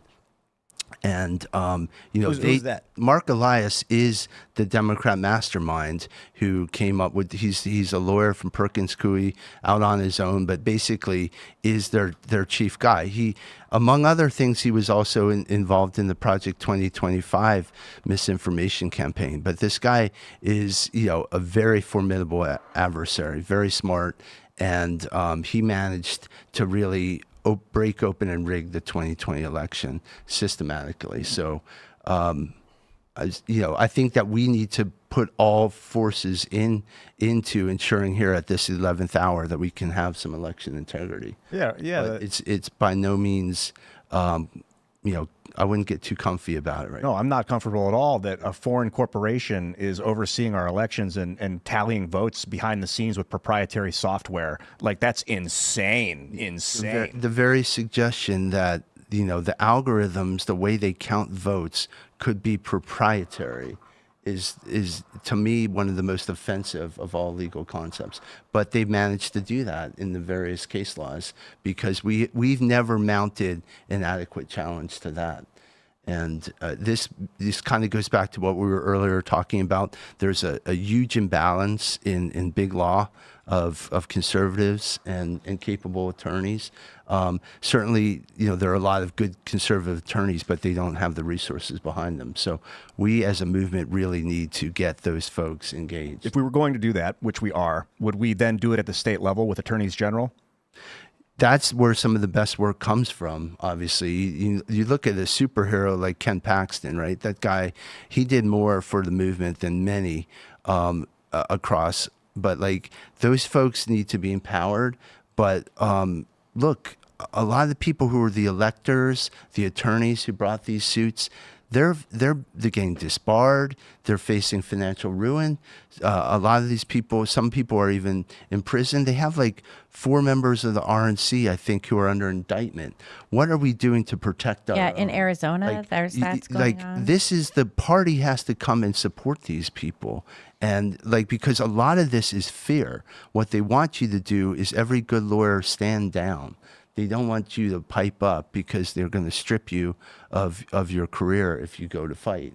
And that's really what the next generation of election interference is to dissuade anyone from getting out there. That's like what's going on in the UK right now with the free speech problems. It's I saw a report from the National Review, I think today, that was talking about how there are judges who will sentence people to years, months in prison for Facebook comments, but they'll let off people who are convicted of having a bunch of horrible child exploitation images. And these judges will say oh, you just need to go outside and meet people, to the child exploiters. And then to the person who makes a Facebook post, there was this 53-year-old woman, she's the sole caretaker for her disabled husband. She said she said something very unlike, that you wouldn't like to say on Facebook. But she's getting 15 months in prison for what she said on Facebook, which seems insane no matter what you say. She wasn't making direct threats. She doesn't have any capability. They're making an example out of her. But it's not just her. They're doing it multiple people, locking them up for speech. Similar stories where they actually announced they're going to be letting people out of the UK prisons. Exactly. They're going to be letting people out to lock up people who said things online. Yeah. They're putting into place this early release program. Yeah. But it is true, I think, what you say about it has been shocking to see all of the lawyers who were indicted in the Georgia RICO case, those people are having their lives ruined. A bunch of people pled out so that they wouldn't have to face ruin from it. Well, and in Arizona, I think a lot of the electors are getting indicted. They got indicted there, Wisconsin, I think, and some other places. And it does seem like a real fear tactic, so that it's like the codification of the whole, kind of Me Too anti-racist era, where if you say something, you get canceled and lose your job. Now it's in the legal system. Yeah, no, we as a movement, we have to support and indemnify these people. And also what they've done here in, Fannie Willis, that prosecution fell apart because these good lawyers were defending themselves. They're the ones who uncovered her illicit. Yeah, one of the guys who she indicted was the one who uncovered her misdeeds. Exactly. There. So, these folks are warriors in the movement, and that's really part of what Project 2025 is. We used to call ourselves a coalition of the canceled, but these are the true believers. These are the people who've really laid it on the line, and what the left wants to do is extinguish that feeling for really giving. and it's dangerous because we're outnumbered out there. Going back to what Tim was talking about, what he showed up there, that the less Democrats are doing mail-in ballots voting and whatnot. But just remember, Pennsylvania came out on August 8th that they let everyone know. By the way, the Pennsylvania State Department are letting everyone know that it might take days. Right, they were very clear to count about the that. election. Like, just so you know, it might take us a not minute. have all It's the fake. It's a votes. lie. Yeah. It's a lie. Well, Ron DeSantis called them out on that too. Many other countries just do it. What happens is you've got a voting station. As in Reagan. The votes come in. There's not that many. They count them and then report the vote count to the higher ups. Mm-hmm. You have a decentralized network of people counting ballots. That's why all these other countries do it in a day. Yeah. That night, they're like, we got the full numbers. Yeah. It's in. You need to do that. Well, at least it seems like you need to do that, because if you let them give you numbers and segments, then you know how many you need to circumvent the outcome you don't want ahead of time. If all the results are decentralized and come in at the same time and you report once they're in, you can't control the outcome. If you say, give us a few days to go through it, now you know where votes are needed to be added. It's the number one state too. That's why PA, you know, I don't know shadiness. I'm not saying they're doing anything wrong, but they're letting people know that it might take days, so they might just come in with the old fortification. I spent the last 3 election cycles in Allegheny County in Pennsylvania, right? That's Pittsburgh, and it was interesting for many reasons. One, I mean, obviously that's an old school Democratic area, right? Pennsylvania, they talk about it forming a T. With essentially all the states red except for Philly and Pittsburgh, and kind of this axis in between. Yes, Harrisburg, Harrisburg and cutting down. The T being the blue. Now, what was interesting there is, you know, when we were in 16, you could feel this kind of groundswell. These were traditional Democrats who were like, I want Trump, you know, they were feeling it, right? And it was breaking out all over. You could just, if you talk to the waitress, if you talk to the cop on the street, this is the feeling.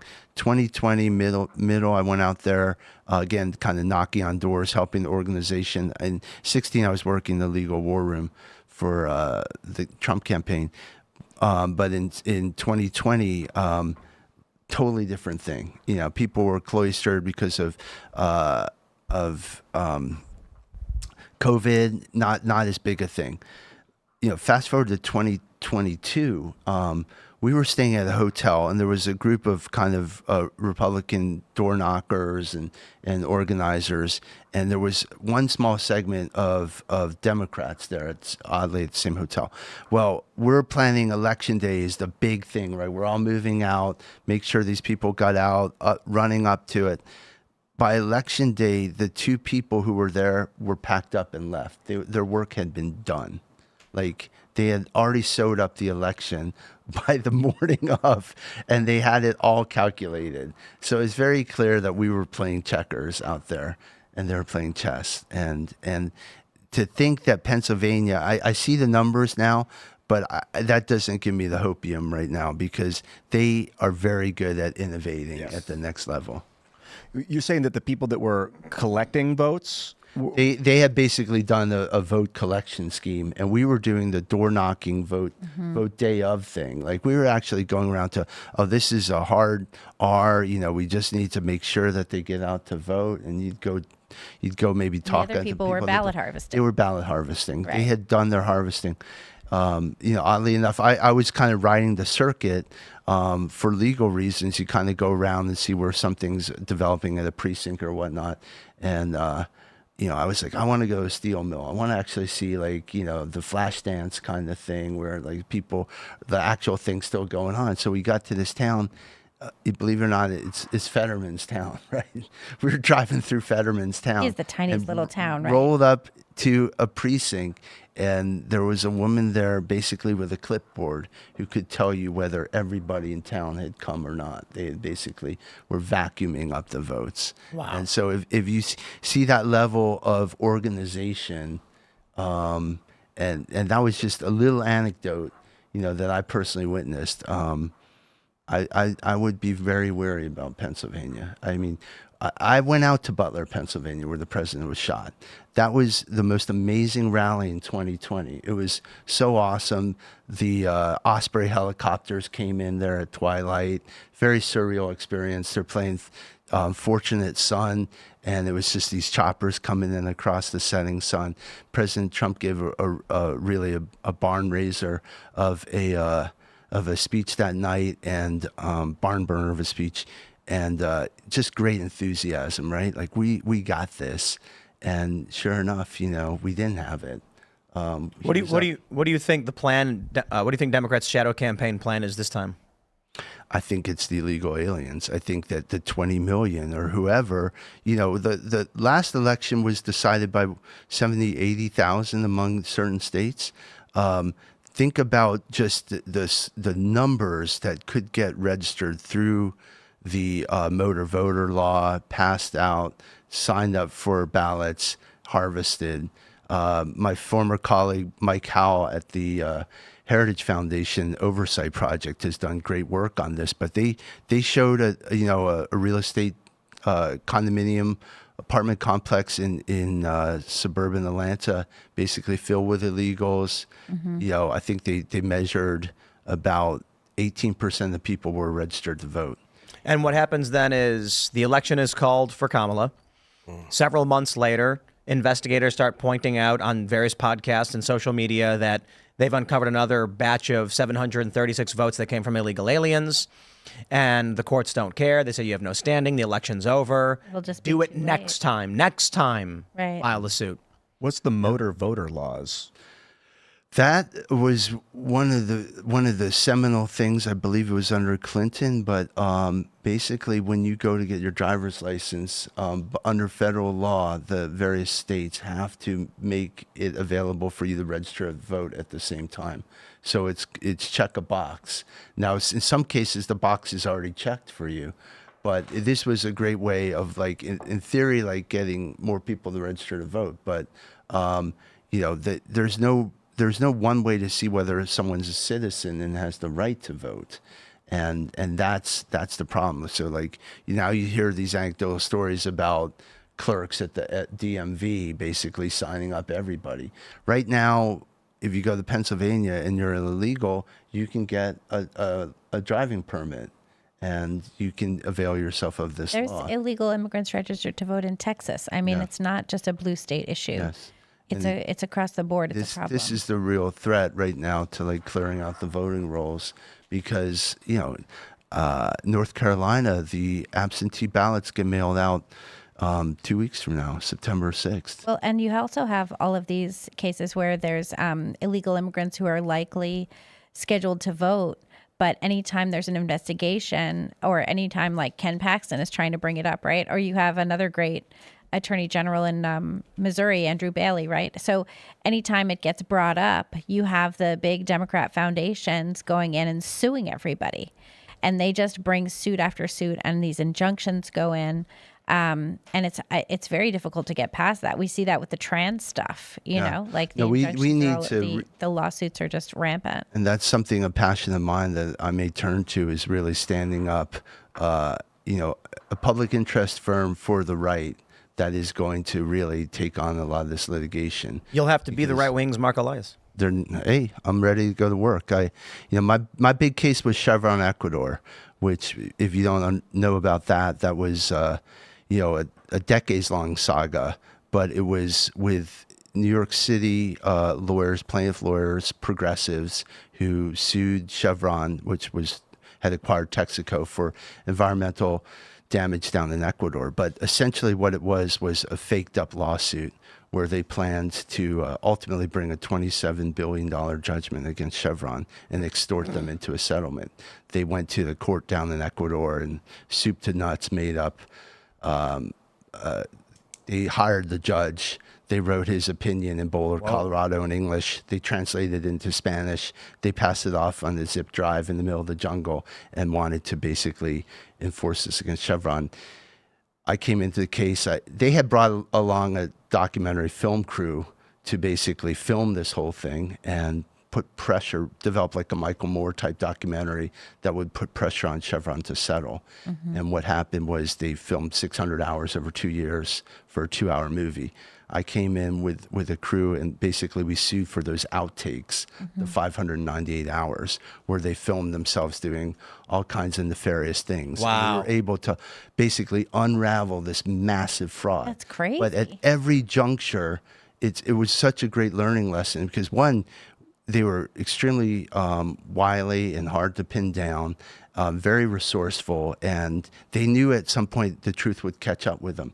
But that was never their game. Their game was to outrun you to as long as possible. That's what the Democrats are doing now. That's exactly their modus operandi. And in the Chevron case, you had a company that was committed to a lawsuit, which had very deep pockets, but it was not an easy legal case for us to bring. But the reality is that we don't have that complement right now. We do not have the Mark Elias of the right, and we need that. And when and until we get serious, like, we don't need another TV ad. We need actual competent lawyers being, remunerated for their time and also told that they're going to be indemnified and be taken care of. So we're not having electors dragged off to prison. And so, basically, again, this is why the left has lost their minds about Project 2025, because we organized it. We actually got together and got rowing in the same direction. We have to do that on the legal front. Yeah, what got a lot of these electors hauled off to prison exactly? It's left-wing attorney generals getting elected with concocted legal theories, I think, and just the basic. It's There's malicious fraudulent prosecution. Look, it's actually really simple. Yeah. The left uses the threat of violence and goes and kidnaps people and locks them in boxes. There's nothing else to it. The idea that it's a legal theory, I think, is just a bit too sympathetic to what they're doing. Yeah. When they tell cops to go to someone's house and lock them in a box, and the cops go, "You got it," and don't care, and there's no law behind it, it's effectively just gang warfare. Donald Trump didn't break any laws. Donald Trump didn't abuse or assault anybody. He didn't defraud any businesses. New York just ordered men with guns to go and drag them into a box. But what's the argument that they made? That's my question more specifically. Like, what was their argument? Yeah, well, they start with the rhetoric. They frame it as fake electors, right? This is fake. This is a false certification. But like Tim was saying earlier, no, this is what they did in Hawaii in 1960. This is what they did in, I forget, like 1870s. The disputed 76 that ended Reconstruction, 76. Yep. I mean, like, this is all the way through American history. And It's how you have to do it. There's no other way to do it. Yeah, exactly. But we have an American history deficit here, and that's the thing with malicious prosecution.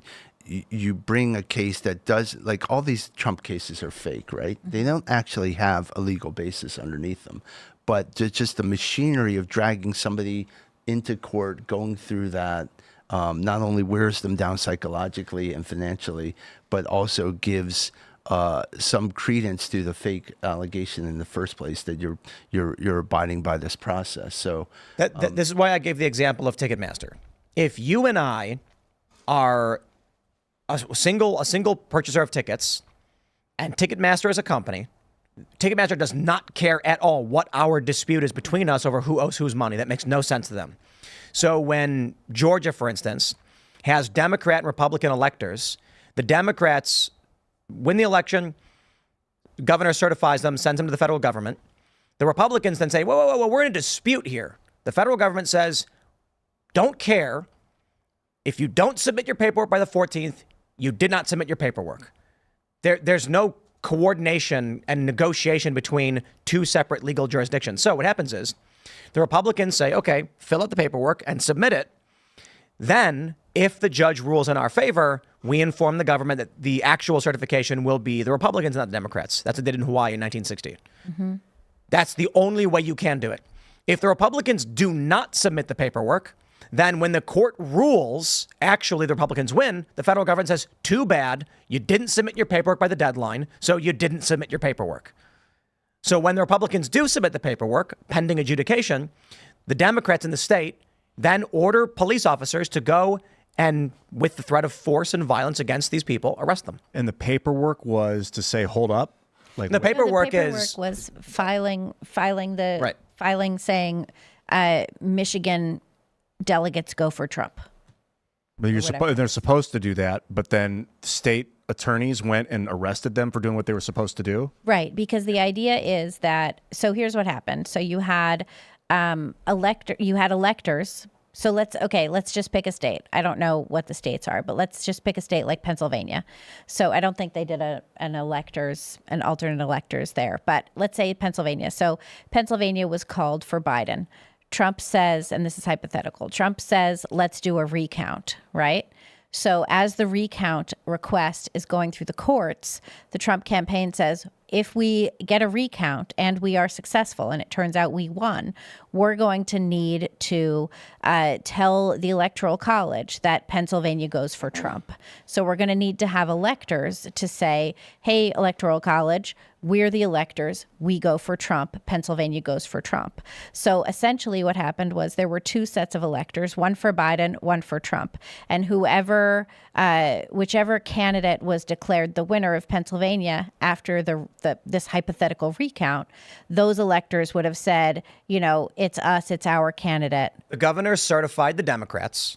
Mm-hmm. The Republicans submit the paperwork because they were in active lawsuits. Yes. If the judges said, wow, the Democrats actually didn't win, they would then inform the federal government that this state is hereby certifying the Republican and disqualifying the Democrat. Because they would still have to get it in by the deadline. If the Republicans don't submit the electors by the deadline, which I think was December 14th or 16th or something like this, then the federal government says, you didn't submit your paperwork. So, we already got our electors. This is exactly what happened in 1960. Both sets were submitted. The judge ruled the Democrat actually won, not the Republicans. And so Nixon, as VP, decided without certification, he would just choose to count the votes for JFK instead. And so this happened in a state. There were two sets of electors decided, and the police or the law went after one of the electors. That's happening right now in a bunch of states. They're arresting lawyers too. Arizona, Michigan, and it also leads into what happened on J6, because that was the constitutionally ordained process to basically sort through these alternate slates of electors. That's a process where when there is dissent, that they break into the bicameral houses and actually have, I think it was like 2 hours of debate. So they were set to be basically arguing about the election, presenting to and fro basically for the next 18 hours or something that day.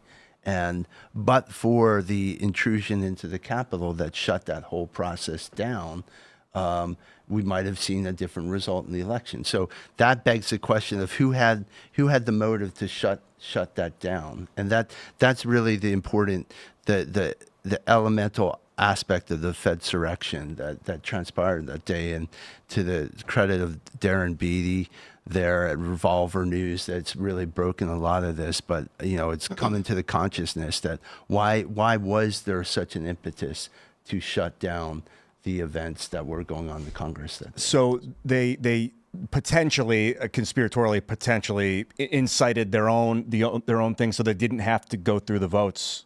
And even more than exactly.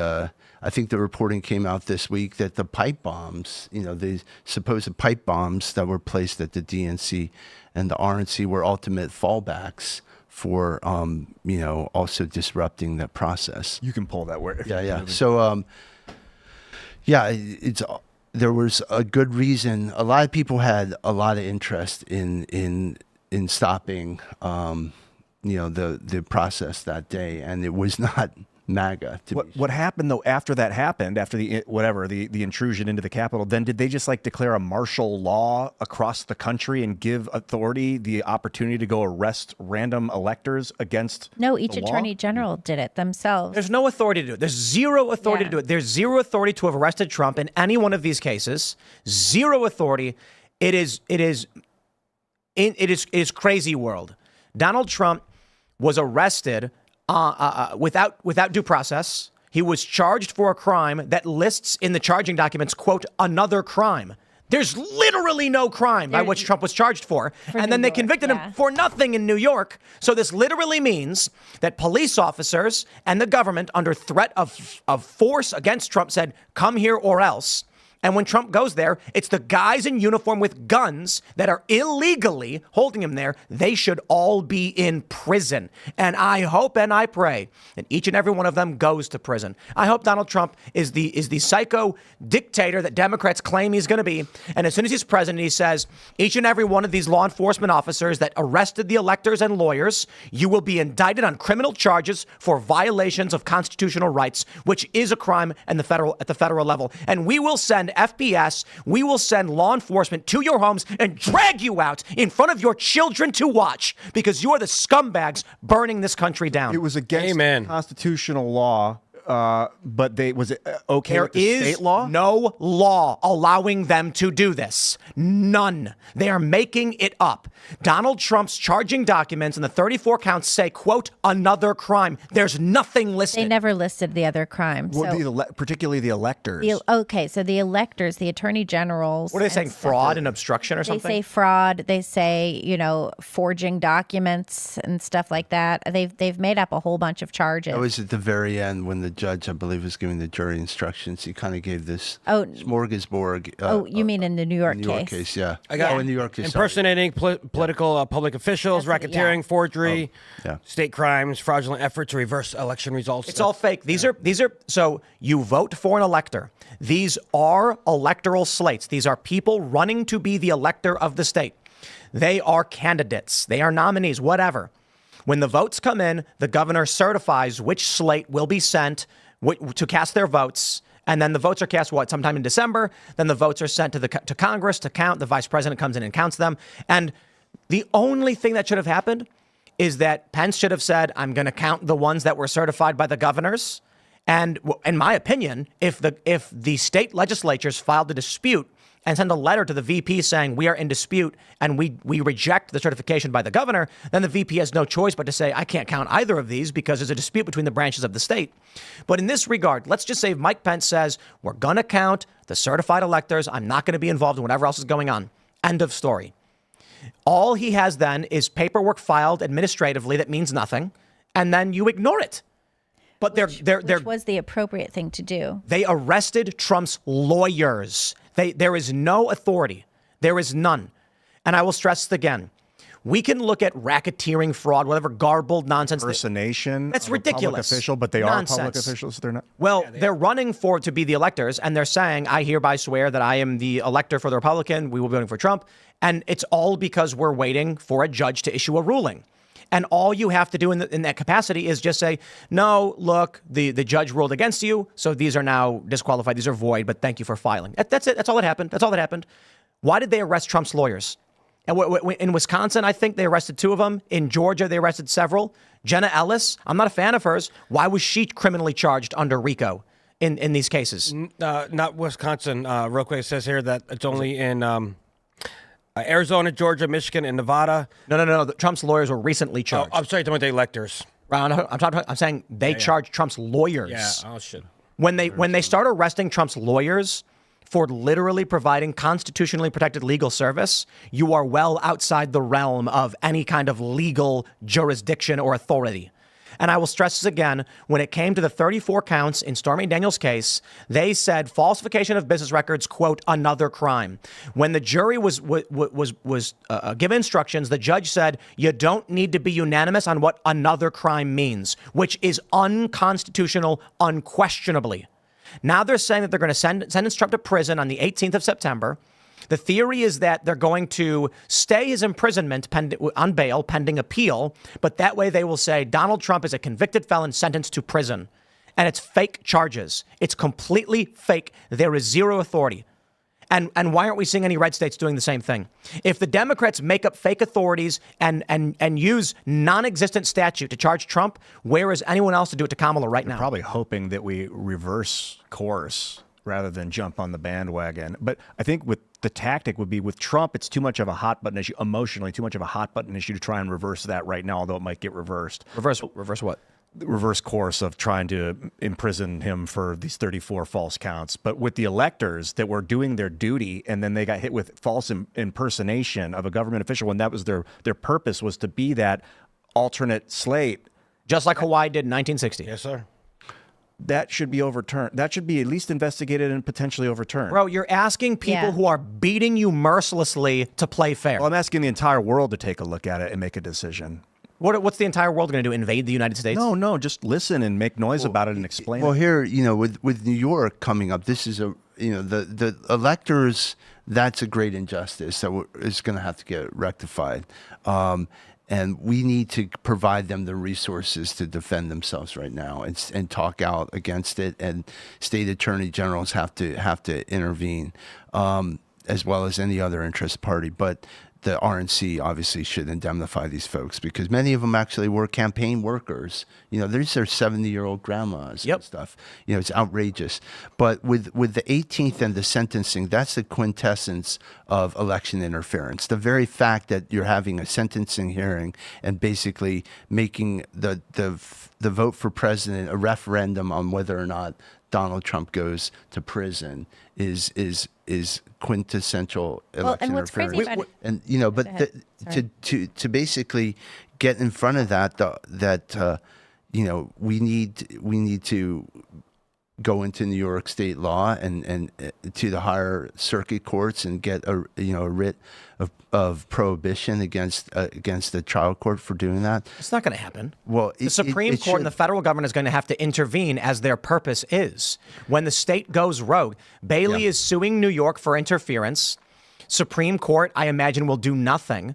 But the issue is actually right before our eyes. Donald Trump has been falsely sued on sexual assault claims, which are nonsensical, from 30 years ago. Carroll one, and they passed a law that allowed her to reopen up statute of limitations so she could do it. It makes no sense. The story makes no sense.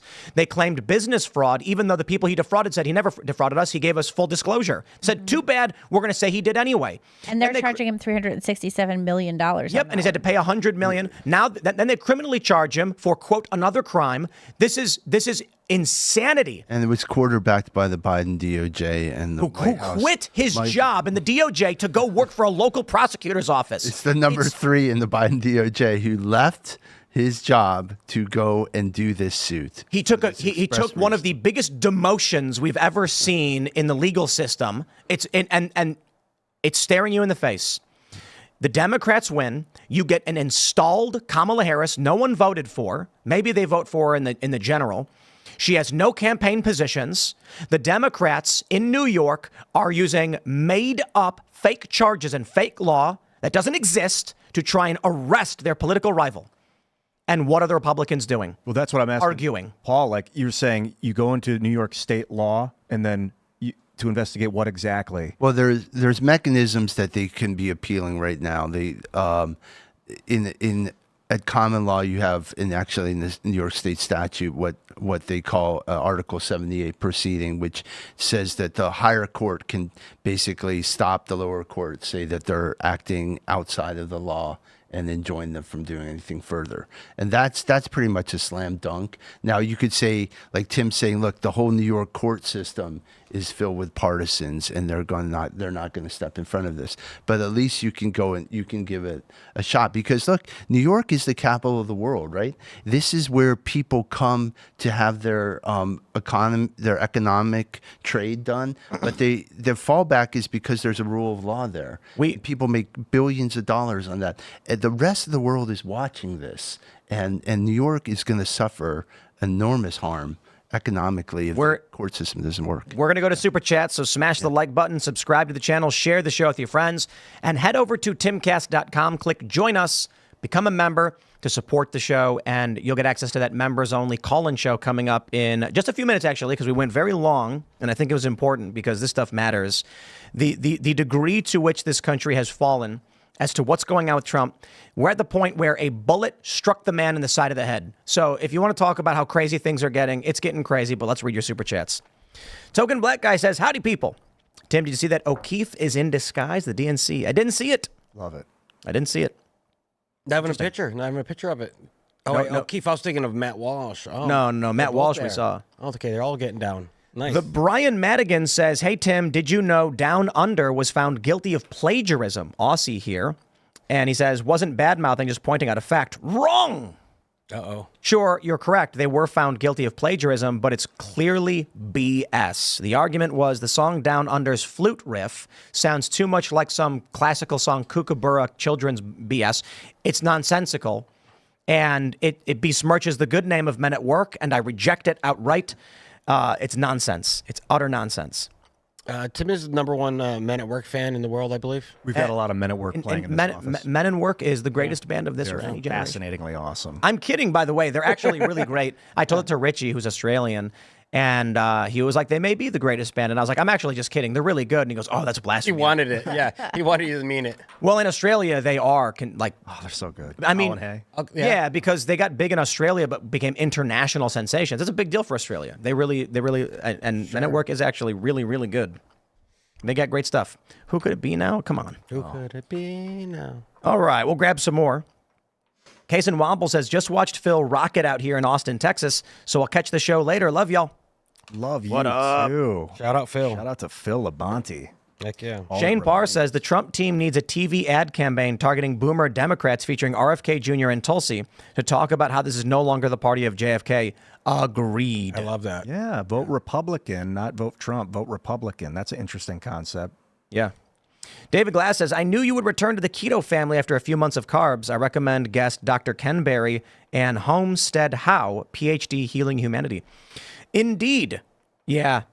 I just, you know what really got me is I went out to eat and we got tableside guacamole and a big old bowl of sour cream. And I was like, honestly, I just really enjoy olive oil.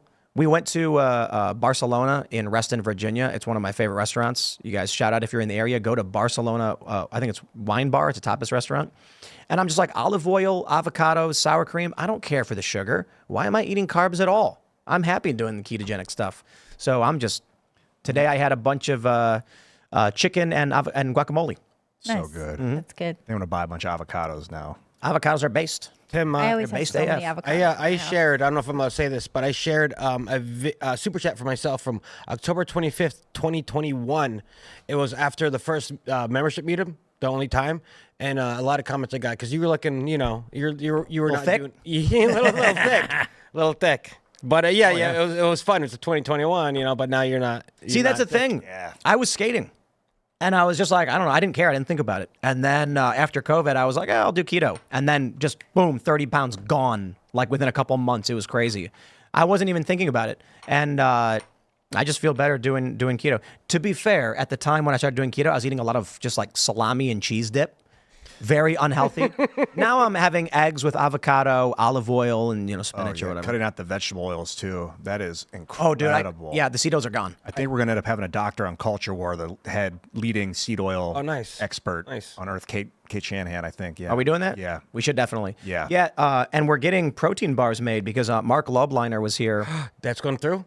Oh, he sent me a picture already. He's like, these are awesome. It's their protein peanut butter keto, low sugar. So amped. Oh, peanut butter. Yeah, and he said they taste super good, just the peanut butter bars themselves. And I'm like, that's what I'm talking about.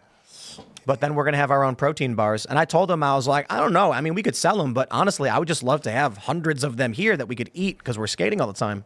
And he was like, bro, we're going to get it done. Is he going to call it the Tim Bar like you said? or Tim Bar? Yeah. No. Like a tree. Tim Bar. Right.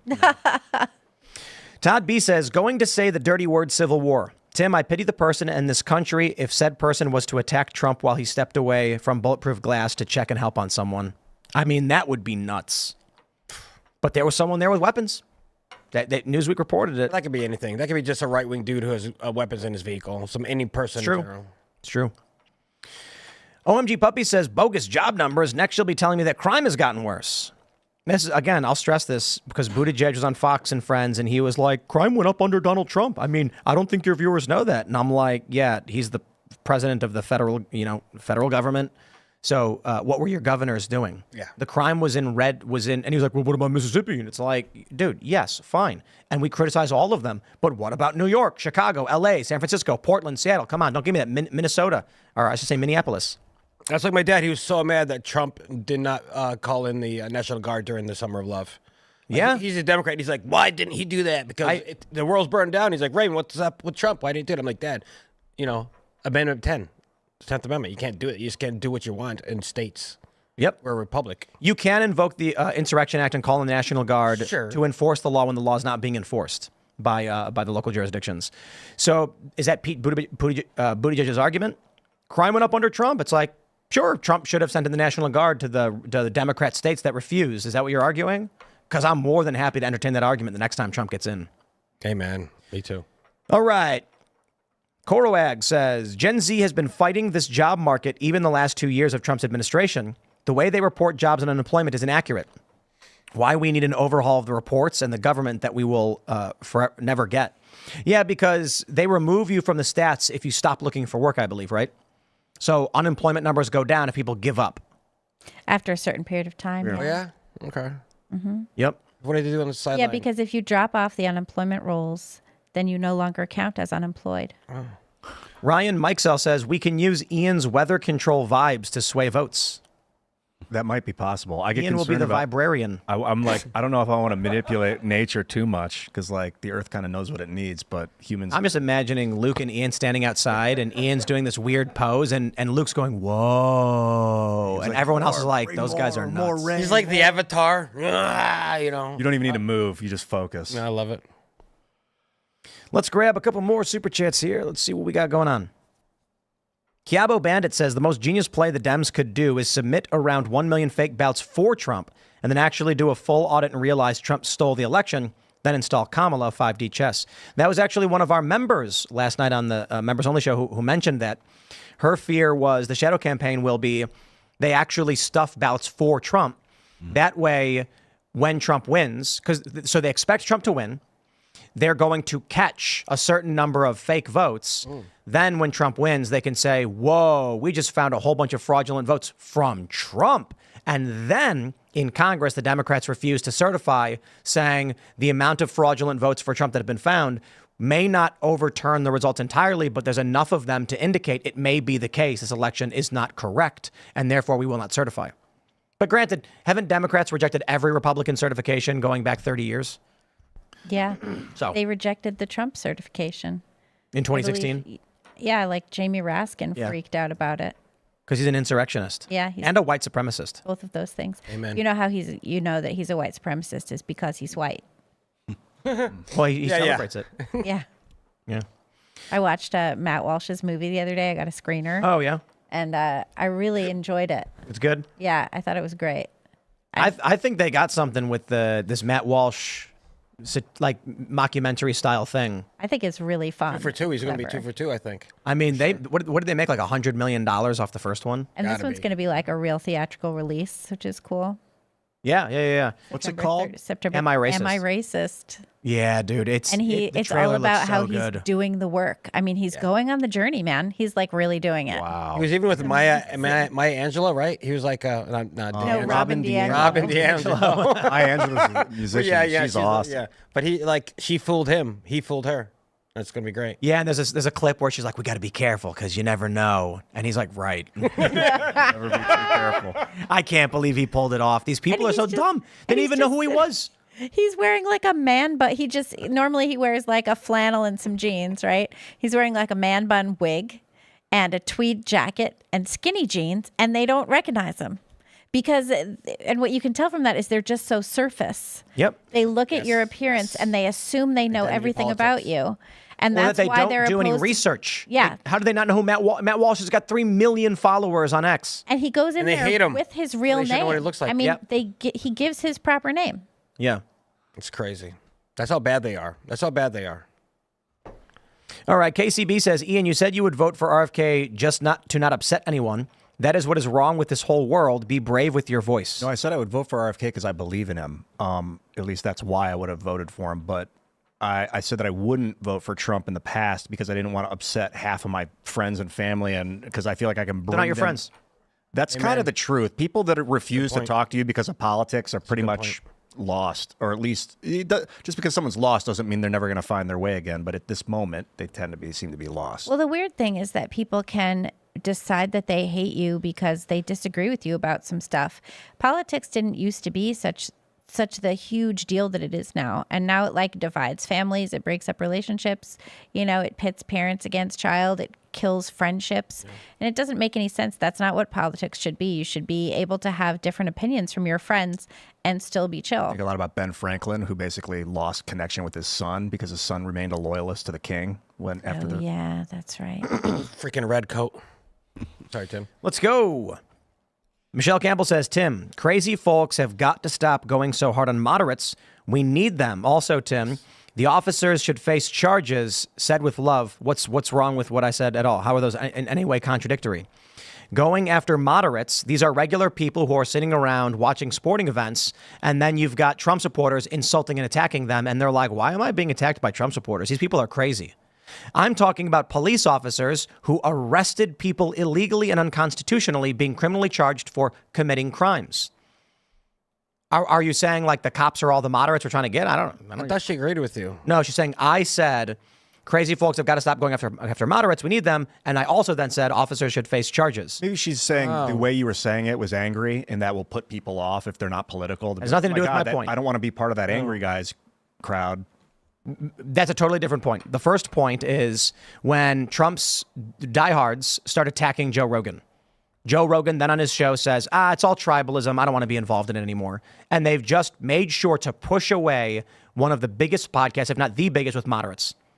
And the response from these guys on X was to gloat over doing it. Can we call them Trump's diehards or just like online personality shills? Some of those people are just, they're themselves paid, by the campaign too, and they're just systematically going through it. Like, are these Kamala employees? No, I think some of them might be on the Trump campaign. No. They're attacking you even. Like, I attacked him. Well, yeah, I mean, goes out and just kind of goes through and finds Trump, people. If Trump loses, it's going to be for this reason.